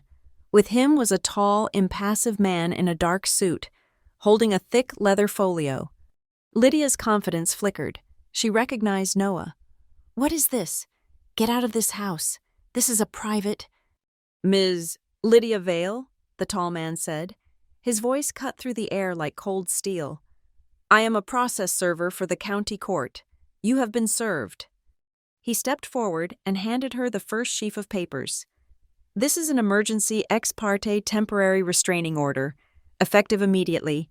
You are barred from coming within 100 yards of Graham Turner or his residence without a court-appointed supervisor, based on compelling evidence of physical elder abuse and criminal coercion." Lydia stared at the paper as if it were on fire. This is garbage." The server handed her a second, thicker packet. "This is a civil summons. Quinn Turner versus Lydia Vale, Colton Vale, and Hazel Vale for conspiracy, illegal wiretapping, invasion of privacy, and intentional infliction of emotional distress." Hazel made a small, horrified sound. "What? He said my name. Mom, he said my name. Colt looked like he was going to be sick. You have no proof, Lydia shrieked, her voice climbing. You have nothing. This is slander. This is libel. You unstable little… Proof is a funny thing. Lydia, I said. I picked up the remote for the 60-inch television mounted over the fireplace. You, of all people, should know how important it is to keep a good archive. I pressed play. The screen lit up. The living room was filled with the video feed from the guest room. Her video, from August. We watched Lydia shove a side table against the wall. We heard her voice, captured by her own microphone. No. It has to look like she did it. The table needs to be overturned. I hit next. A new file. Her voice again, clear as a bell. When it blows up, and it will, we need the violence as proof. She is unstable. Graham knows it. This will just be the final confirmation for the courts. The color drained from Lydia's face. Hazel, however, found her voice. She was the family's PR. She knew how to spin. That is a fake, Hazel shouted, stepping forward. That is a deep fake. You did that. You are faking evidence. It was the security company. They are the ones who put those in. They must have done it. Mom, they are framing you. It was a good try. It was the only lie they had left. The process server, Mr. Harris, cleared his throat. He reached into his folio and pulled out another document. On that matter, Ms. Vale, he said, addressing Hazel, I am also serving Bracken Family Advisors with this. It is a copy of the original work order from Sentinel Home Security, dated July 28th. He placed it on the coffee table. It details the client's specific request for high-fidelity microphones and invisible lenses to be installed in the guest room and living room. He tapped the bottom of the page. The authorization signature, Ms. Lydia Vale, matches your driver's license. You ordered the bugs. Hazel's mouth snapped shut. Lydia, my father said. He stood up, his voice shaking but clear. He was holding the document he had signed at the club. It is over. I have signed a new, notarized, and legally filed durable power of attorney. It names Quinn as my sole agent. It explicitly revokes the fraudulent document you filed on November 15th with a revoked notary stamp. He read from the page. All financial and medical authority previously granted to you is rescinded. You have no more control. I took a step toward her. Which means, Lydia, you are no longer a signatory on any of his accounts. I will need the key to the antique secretary cabinet, and I will need the supplemental platinum card. Now. I saw the flicker of panic in Colt's eyes. He saw the empire crumbling. His studio, his car. He glanced at his phone, still recording on the mantel. He needed that footage. He needed to destroy it. He took a half step, a casual drift, toward the fireplace. This is crazy. We should just… Everyone calm down. He was trying to get his hand on the phone without being obvious. I would not… Colt, I said, my voice quiet. He froze. The camera in the bookshelf, I said, pointing. It has been recording since you walked in. It has a beautiful, clear shot of you turning on your phone and placing it on the mantel. And it has a perfect close-up of you, right now, trying to tamper with evidence in the middle of a legal proceeding. Go ahead. Pick it up. Make my lawyer's day. Colt snatched his hand back as if the mantel were electrified. He was trapped. And then Lydia, the true predator, cornered and with nothing left to lose, unleashed her final attack. You! She screamed, her face twisting into a mask of pure hate. She pointed at me. This is all you. You started this. You attacked me. In my own home. You assaulted me at Thanksgiving. She rounded on Noah. She did. She is violent. She is unstable. She attacked me, and I have the video to prove it. She was bleeding all over. She was… You are right, I said. You do have a video, the one you sent me in your blackmail email. Let us watch it. I pressed play. The screen filled with the 7-second clip she had edited. Me, my face contorted, slamming the guest room door. Me, pressing a bloody tissue to my mouth. It looked horrible. It looked, as she had intended, like a violent rampage. "See?" she snarled, triumphant for one last, desperate second. "She is the monster!" "That is your edit, Lydia," I said. "A very good one, but you forgot I have the master file, the complete, unedited clip, the one you paid Sentinel Security to record." I hit next. Let us watch what really happened on Thanksgiving, together. The living room was dead silent. The only sound was the audio from the television. We saw me walk into the guest room.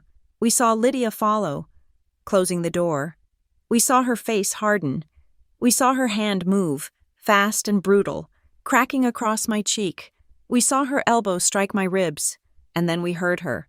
The voice that had haunted me for weeks, now filling her own living room, captured by her own microphone. "Listen to me, you little bitch. You are not getting another cent from him. You will go out to that table. You will smile, and you will not ruin my family's dinner." The clip played out.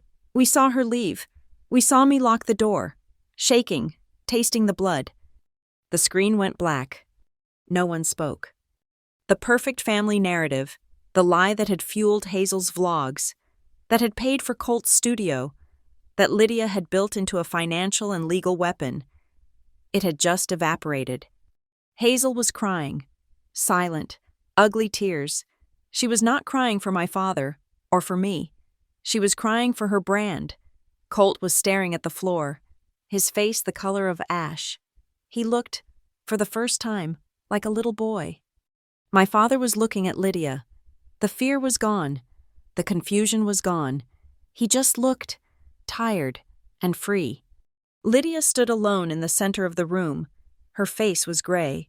The beautiful, sharp, controlling mask had been shattered. She was just empty. There was nothing left, no angle to play, no lie to tell. She did not scream. She did not argue. She just turned. Her movements were stiff, robotic. She walked to the foyer, picked up her $1,000 purse, and pulled open the heavy front door. She did not look back at her children. She did not look at her husband. She walked out into the cold December night and vanished. She left the door wide open. The stark white walls of the Seabright District Court felt 100 miles away from the plush, deceptive warmth of Bracken Ridge. This was my territory: concrete, steel, and harsh fluorescent lighting. No floral centerpieces to hide behind. We were here for the temporary emergency hearing in re Graham Turner, a petition for the protection of an elderly person and the immediate freezing of all financial powers. The courtroom was small, modern, and smelled of floor wax and stale coffee. I sat next to Noah. My father was 2 seats down, looking small and pale in an oversized suit. A court-appointed guardian ad litem, a neutral third-party lawyer, seated between them. Lydia was on the other side of the room. She was not the screaming, unhinged woman from the night of the confrontation. She was back in costume. She wore a modest dark blue suit, her hair pulled back. She was the picture of a wronged, grieving wife. Sitting behind her were Colt and Hazel, both looking terrified, both dressed as if for a funeral. Her lawyer, a shark from Boston named Marcus Vale, no relation, but ironically appropriate, was all expensive tailoring and quiet, menacing confidence. "Your Honor," Vale began, his voice a smooth, reasonable baritone. "We are here because of a predatory, opportunistic action. Quinn Turner, the petitioner, has forcibly isolated her father, Graham Turner, from his loving wife of 15 years. She has seized his assets under a new, highly suspicious power of attorney, signed under duress, and is now attempting to slander my client, Lydia Vale, with fabricated, maliciously edited recordings. He was good. He was painting me as the predator. We are, in fact, prepared to file our own cross petition, Your Honor," Vale continued, "seeking an immediate restraining order against Ms. Turner, barring her from accessing her father's estate and removing her from his home, which she is currently occupying. The judge, A sharp-eyed woman in her 60s named Eleanor Reese looked at the stack of filings in front of her. A bold claim. Mr. Vale, given the evidence submitted in Mr. Keeley's petition, let's address Mr. Keeley's evidence first. Mr. Keeley, you've submitted a 94-page report from a digital forensics examiner. Please call your expert. We call Ivy Calder, Noah said. Ivy walked to the stand. She was all business. She swore the oath and then, under Noah's guidance, she did not just present her findings. She taught the judge how digital evidence works. Your Honor, I was given 2 items by Ms. Turner, Ivy explained, her voice clear and academic. Exhibit A, a 128-gigabyte microSD card, and Exhibit B, a solid-state drive. I created a bit-for-bit forensic image of the card. I then created a cryptographic hash, a unique digital fingerprint, and SHA-256 hash of that image. It is mathematically impossible to alter the data without changing the hash. She continued, I also supervised the court-ordered imaging of the network video recorder, or NVR, at the Bracken Ridge property. The data on the microSD card was a perfect, verifiable match to the data on the NVR for the corresponding time period. The timestamps are sequential. The file structure is unaltered. This data is pristine. Vale rose for cross-examination. Ms. Calder, you received this evidence from Ms. Turner, correct? A party with a clear financial motive. How do you know she didn't fabricate this data and plant it on the card? Ivy didn't blink. Because of Exhibit C, Mr. Vale, the NVR, the main hard drive never left Ms. Vale's basement. The files are identical. The camera that recorded the assault on Ms. Turner and the audio of Ms. Vale planning the assault saved the data simultaneously to the SD card and the NVR. Unless Ms. Turner also had access to the locked NVR in the basement for the last 4 months to plant identical data. It's impossible. This data is authentic. And the equipment itself? Noah asked. Where did it come from? The hardware serial numbers trace to a single work order, Ivy said.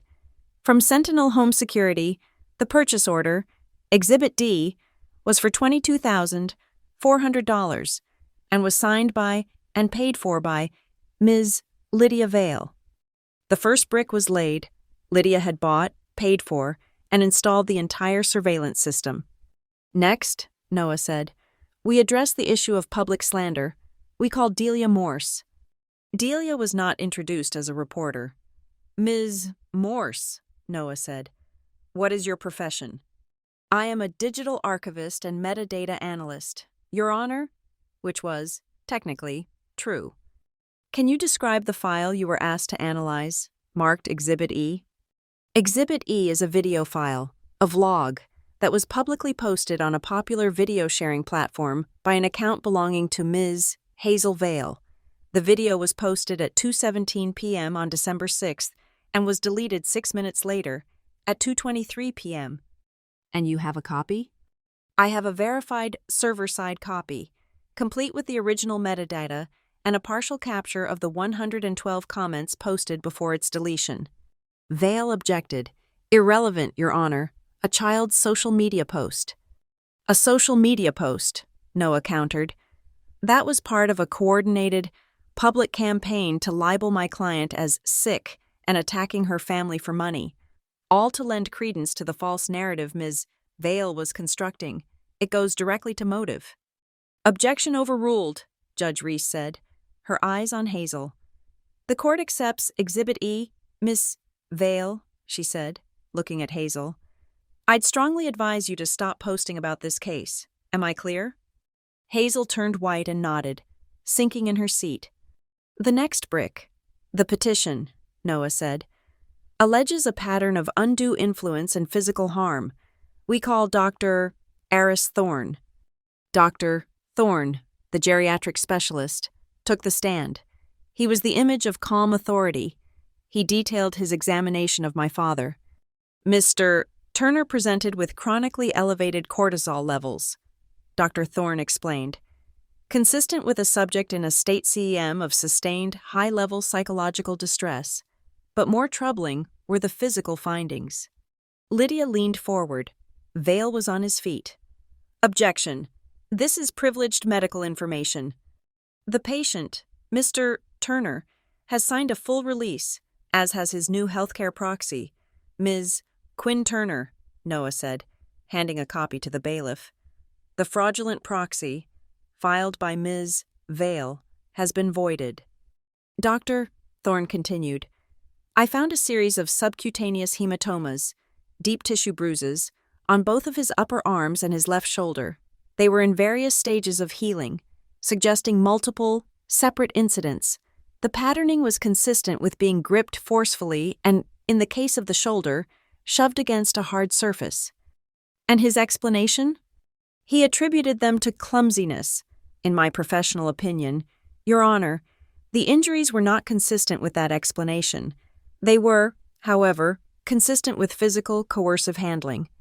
The next brick, the forgery. We call the administrator for the State Board of Notaries Public, Noah said. A nervous-looking man in an ill-fitting suit took the stand. He confirmed, under oath, that the notary commission number on the stamp used for my father's November 15th power of knew it. She was unstable. Graham knows it. This will just be the final confirmation for the courts. The courtroom was silent. This was not a, he said, she said. This was Lydia, in her own voice, on her own security system, narrating her conspiracy. Noah then played the second clip, the one I knew by heart, the one that still made my ribs ache. He let the entire, unedited, 3-minute file from Thanksgiving night play, the door closing, the immediate, brutal crack of the slap, the sound of my head hitting the wall, the dull thud of her elbow into my side, and her voice, clear and venomous, captured by the high-fidelity microphone she had paid $22,000 for. Listen to me, you little bitch. You will not ruin my family's dinner. I watched Lydia. She was staring at the screen, her face white, her expression unreadable.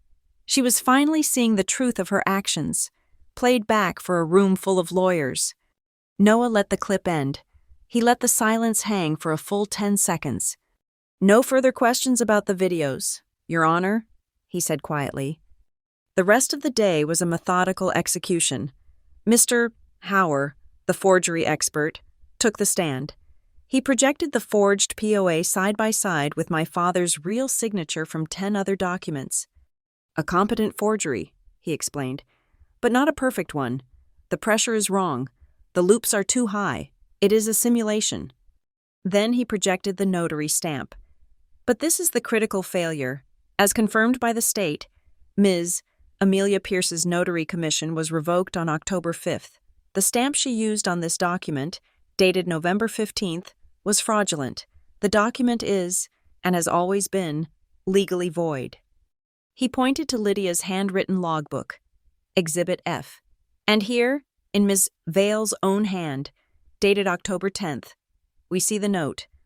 AP, commission officially revoked. This is a problem. Solution. A.P. will backdate the document and use the old stamp. G is too scared to check. Finally, the money. A forensic accountant, a sharp woman named Chen, walked the court through the money trail. Beginning on November 16th, Ms. Chen explained, the day after the fraudulent POA was filed, we see a new pattern of transfers. $300,000 from Mr. Turner's personal equity account, wired directly to Bracken Family Advisors, another $50,000 wired to Apex Interiors for a studio build-out. These transfers were not authorized by Mr. Turner's personal signature. They were authorized only by the power of attorney now proven to be forged. It was over. Every lie, every camera, every hidden file, every forged signature was now part of the public record, laid bare under the harsh courthouse lights. Lydia's lawyer, Mr. Vale, did not even bother with a closing argument. He simply said, Your Honor, we will abide by the court's decision. Judge Reese took 2 hours. When she returned, she was not pleased. I have rarely, in my 15 years on this bench, she began, her voice cold. Seen such a calculated, malicious, and predatory campaign of abuse and fraud. She looked directly at Lydia. You are, Ms. Vale, a danger to Mr. Turner. The verdict was a clean sweep. 1.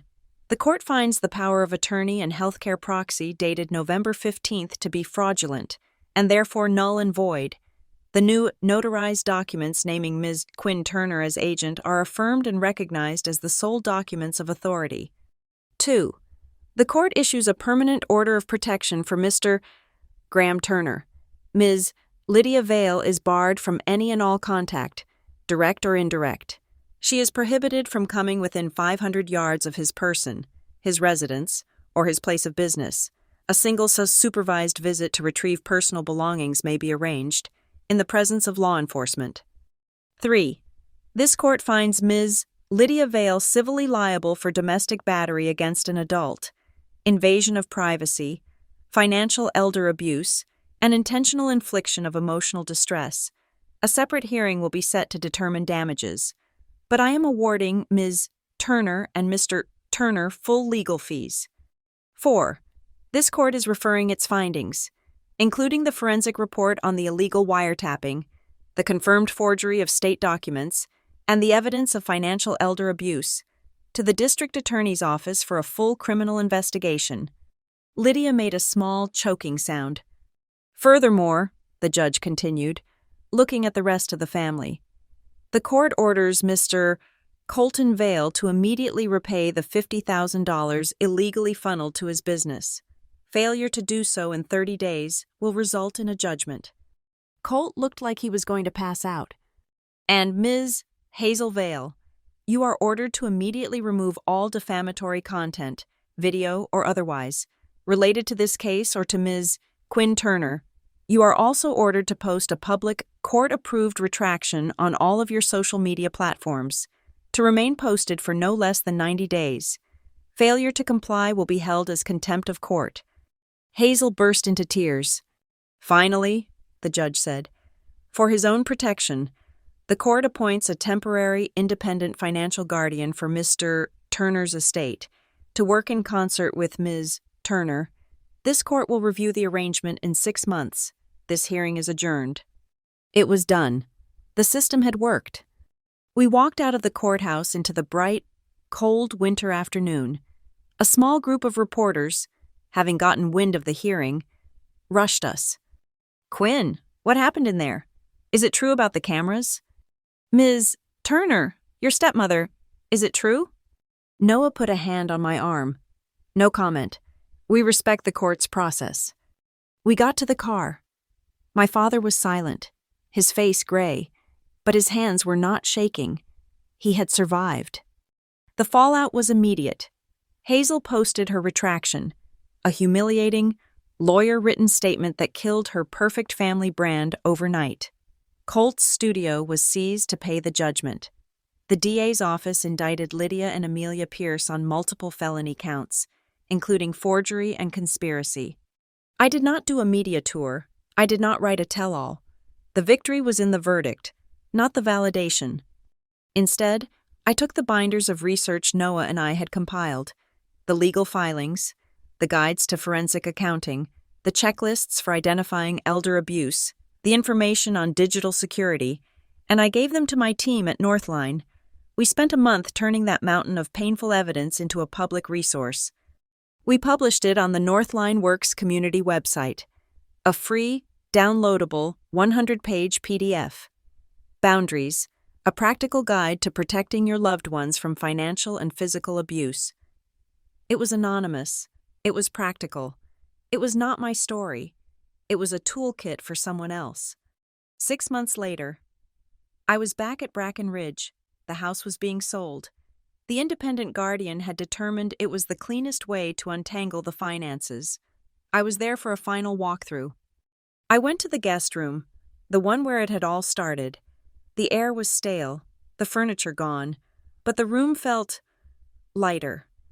I looked up at the air vent. It had been professionally removed and sealed with clean white drywall. On the wall where the dresser used to be, I had hung a small, simple black frame. I had put it there last week. It held a single sentence, printed in a clean, bold font. Boundaries build safeties. I stood there for a moment, in the silence. It was not a trophy, it was a reminder. I walked out of the house, locked the door for the last time, and got in my truck. I drove the 2 hours back to the coast, back to Seabright. I did not stop until I was on the porch of my own small apartment, the one that smelled of sawdust and the ocean. I stood there, breathing in the cold, salt-sharp air. This was not revenge. Revenge is just a different kind of fire, and it burns the person holding it. This was reconstruction. This was about finding the rot, exposing it to the light, and cutting it out, so that you could build something solid, something true, in its place, something the rot could not get into again. The final hearing at the Seabright District Court was not a trial. It was an execution. Noah, methodical and cold, did not begin with the assault. He began with the timeline. He opened with the data from the Guest Room 2025 folder, projecting the video from August onto a large screen for the judge to see. The courtroom watched Lydia, in her own guest room, shoving a side table against the wall. We heard her, in her own voice, captured by her own microphone, say, "No, no, no, it has to look like she did it. The table needs to be overturned after she's in the room." He played the next clip, the audio file. "When it blows up, and it will, we need the violence as proof. She is unstable. Graham knows it. This will just be the final confirmation for the courts." The courtroom was silent. This was not a he said, she said. This was Lydia, in her own voice, on her own security system, narrating her conspiracy.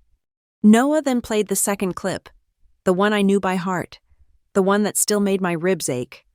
He let the entire, unedited, 3-minute file from Thanksgiving night play, the door closing, the immediate, brutal crack of the slap, the sound of my head hitting the wall, the dull thud of her elbow into my side, and her voice, clear and venomous, captured by the high-fidelity microphone she had paid $22,000 for. "Listen to me, you little bitch. You will not ruin my family's dinner." I watched Lydia. She was staring at the screen, her face white, her expression unreadable. She was finally seeing the truth of her actions, played back for a room full of lawyers. Noah let the clip end. He let the silence hang for a full 10 seconds. "No further questions about the videos, Your Honor," he said quietly. The rest of the day was a methodical execution. Mr. Hauer, the forgery expert, took the stand. He projected the forged power of attorney side by side with my father's real signature from 10 other documents. "A competent forgery," he explained, "but not a perfect one. The pressure is wrong. The loops are too high. It is a simulation." Then he projected the notary stamp. "But this is the critical failure. As confirmed by the state, Ms. Amelia Pierce's notary commission was revoked on October 5th. The stamp she used on this document, dated November 15th, was fraudulent. The document is, and has always been, legally void." He pointed to Lydia's handwritten logbook, Exhibit F, and here, in Ms. Vale's own hand, dated October 10th, we see the note, "A.P. Commission officially revoked. This is a problem. Solution: A.K.P. will backdate the document and use the old stamp. G is too scared to check." Finally, the money, a forensic accountant, a sharp woman named Chen, walked the court through the money trail. "Beginning on November 16th, Ms.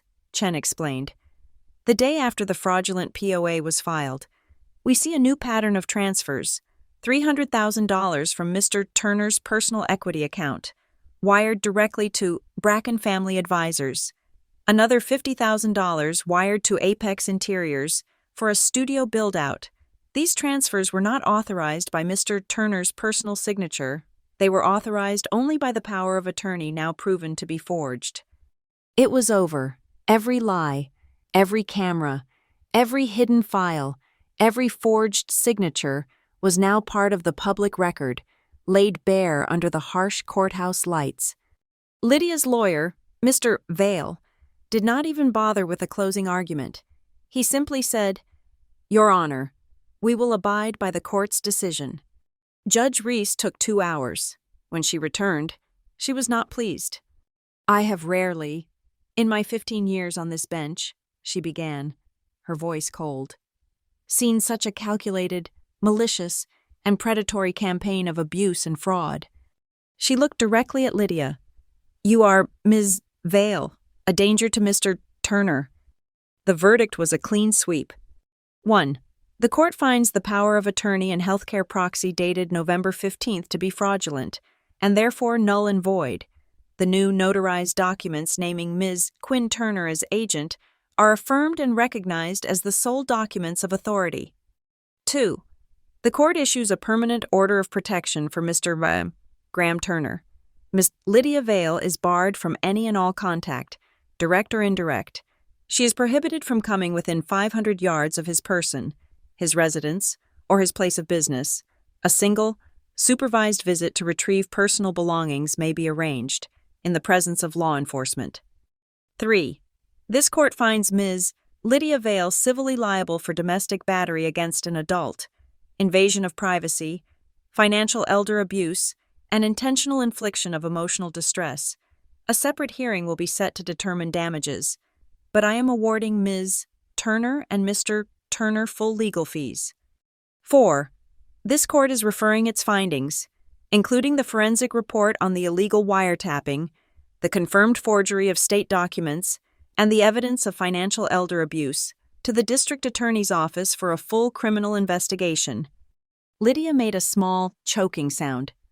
Furthermore, the judge continued, looking at the rest of the family, the court orders Mr. Colton Vale to immediately repay the $50,000 illegally funneled to his business. Failure to do so in 30 days will result in a judgment. Colt looked like he was going to pass out. And Ms. Hazel Vale, you are ordered to immediately remove all defamatory content, video or otherwise, related to this case or to Ms. Quinn Turner. You are also ordered to post a public, court-approved retraction on all of your social media platforms, to remain posted for no less than 90 days. Failure to comply will be held as contempt of court. Hazel burst into tears. Finally, the judge said, for his own protection, the court appoints a temporary independent financial guardian for Mr. Turner's estate to work in concert with Ms. Turner. This court will review the arrangement in 6 months. This hearing is adjourned. It was done. The system had worked. We walked out of the courthouse into the bright, cold winter afternoon. A small group of reporters, having gotten wind of the hearing, rushed us. "Quinn, what happened in there? Is it true about the cameras?" "Ms. Turner, your stepmother, is it true?" Noah put a hand on my arm. "No comment. We respect the court's process." We got to the car. My father was silent, his face gray, but his hands were not shaking. He had survived. The fallout was immediate. Hazel posted her retraction, a humiliating lawyer-written statement that killed her perfect family brand overnight. Colt's studio was seized to pay the judgment. The DA's office indicted Lydia and Amelia Pierce on multiple felony counts, including forgery and conspiracy. I did not do a media tour. I did not write a tell-all. The victory was in the verdict, not the validation. Instead, I took the binders of research Noah and I had compiled, the legal filings, the guides to forensic accounting, the checklists for identifying elder abuse, the information on digital security, and I gave them to my team at Northline. We spent a month turning that mountain of painful evidence into a public resource. We published it on the Northline Works community website, a free, downloadable 100-page PDF. Boundaries, a practical guide to protecting your loved ones from financial and physical abuse. It was anonymous. It was practical. It was not my story. It was a toolkit for someone else. 6 months later, I was back at Bracken Ridge. The house was being sold. The independent guardian had determined it was the cleanest way to untangle the finances. I was there for a final walkthrough. I went to the guest room, the one where it had all started. The air was stale. the furniture gone, but the room felt lighter. I looked up at the air vent. It had been professionally removed and sealed with clean white drywall. On the wall where the dresser used to be, I had hung a small, simple black frame. I had put it there last week. It held a single sentence, printed in a clean, bold font. Boundaries build safeties. I stood there for a moment, in the silence. It was not a trophy, it was a reminder. I walked out of the house, locked the door for the last time, and got in my truck. I drove the 2 hours back to the coast, back to Seabright. I did not stop until I was on the porch of my own small apartment, the one that smelled of sawdust and the ocean. I stood there, breathing in the cold, salt-sharp air. This was not revenge. Revenge is just a different kind of fire, and it burns the person holding it. This was reconstruction. This was about finding the rot, exposing it to the light, and cutting it out, so that you could build something solid, something true, in its place, something the rot could not get into again. Thank you for listening to this story. Please comment where you are listening from to connect and share your thoughts. Subscribe to Lila Revenge Stories, like the video, and support us further by hitting the hype button so this story can be heard by more people.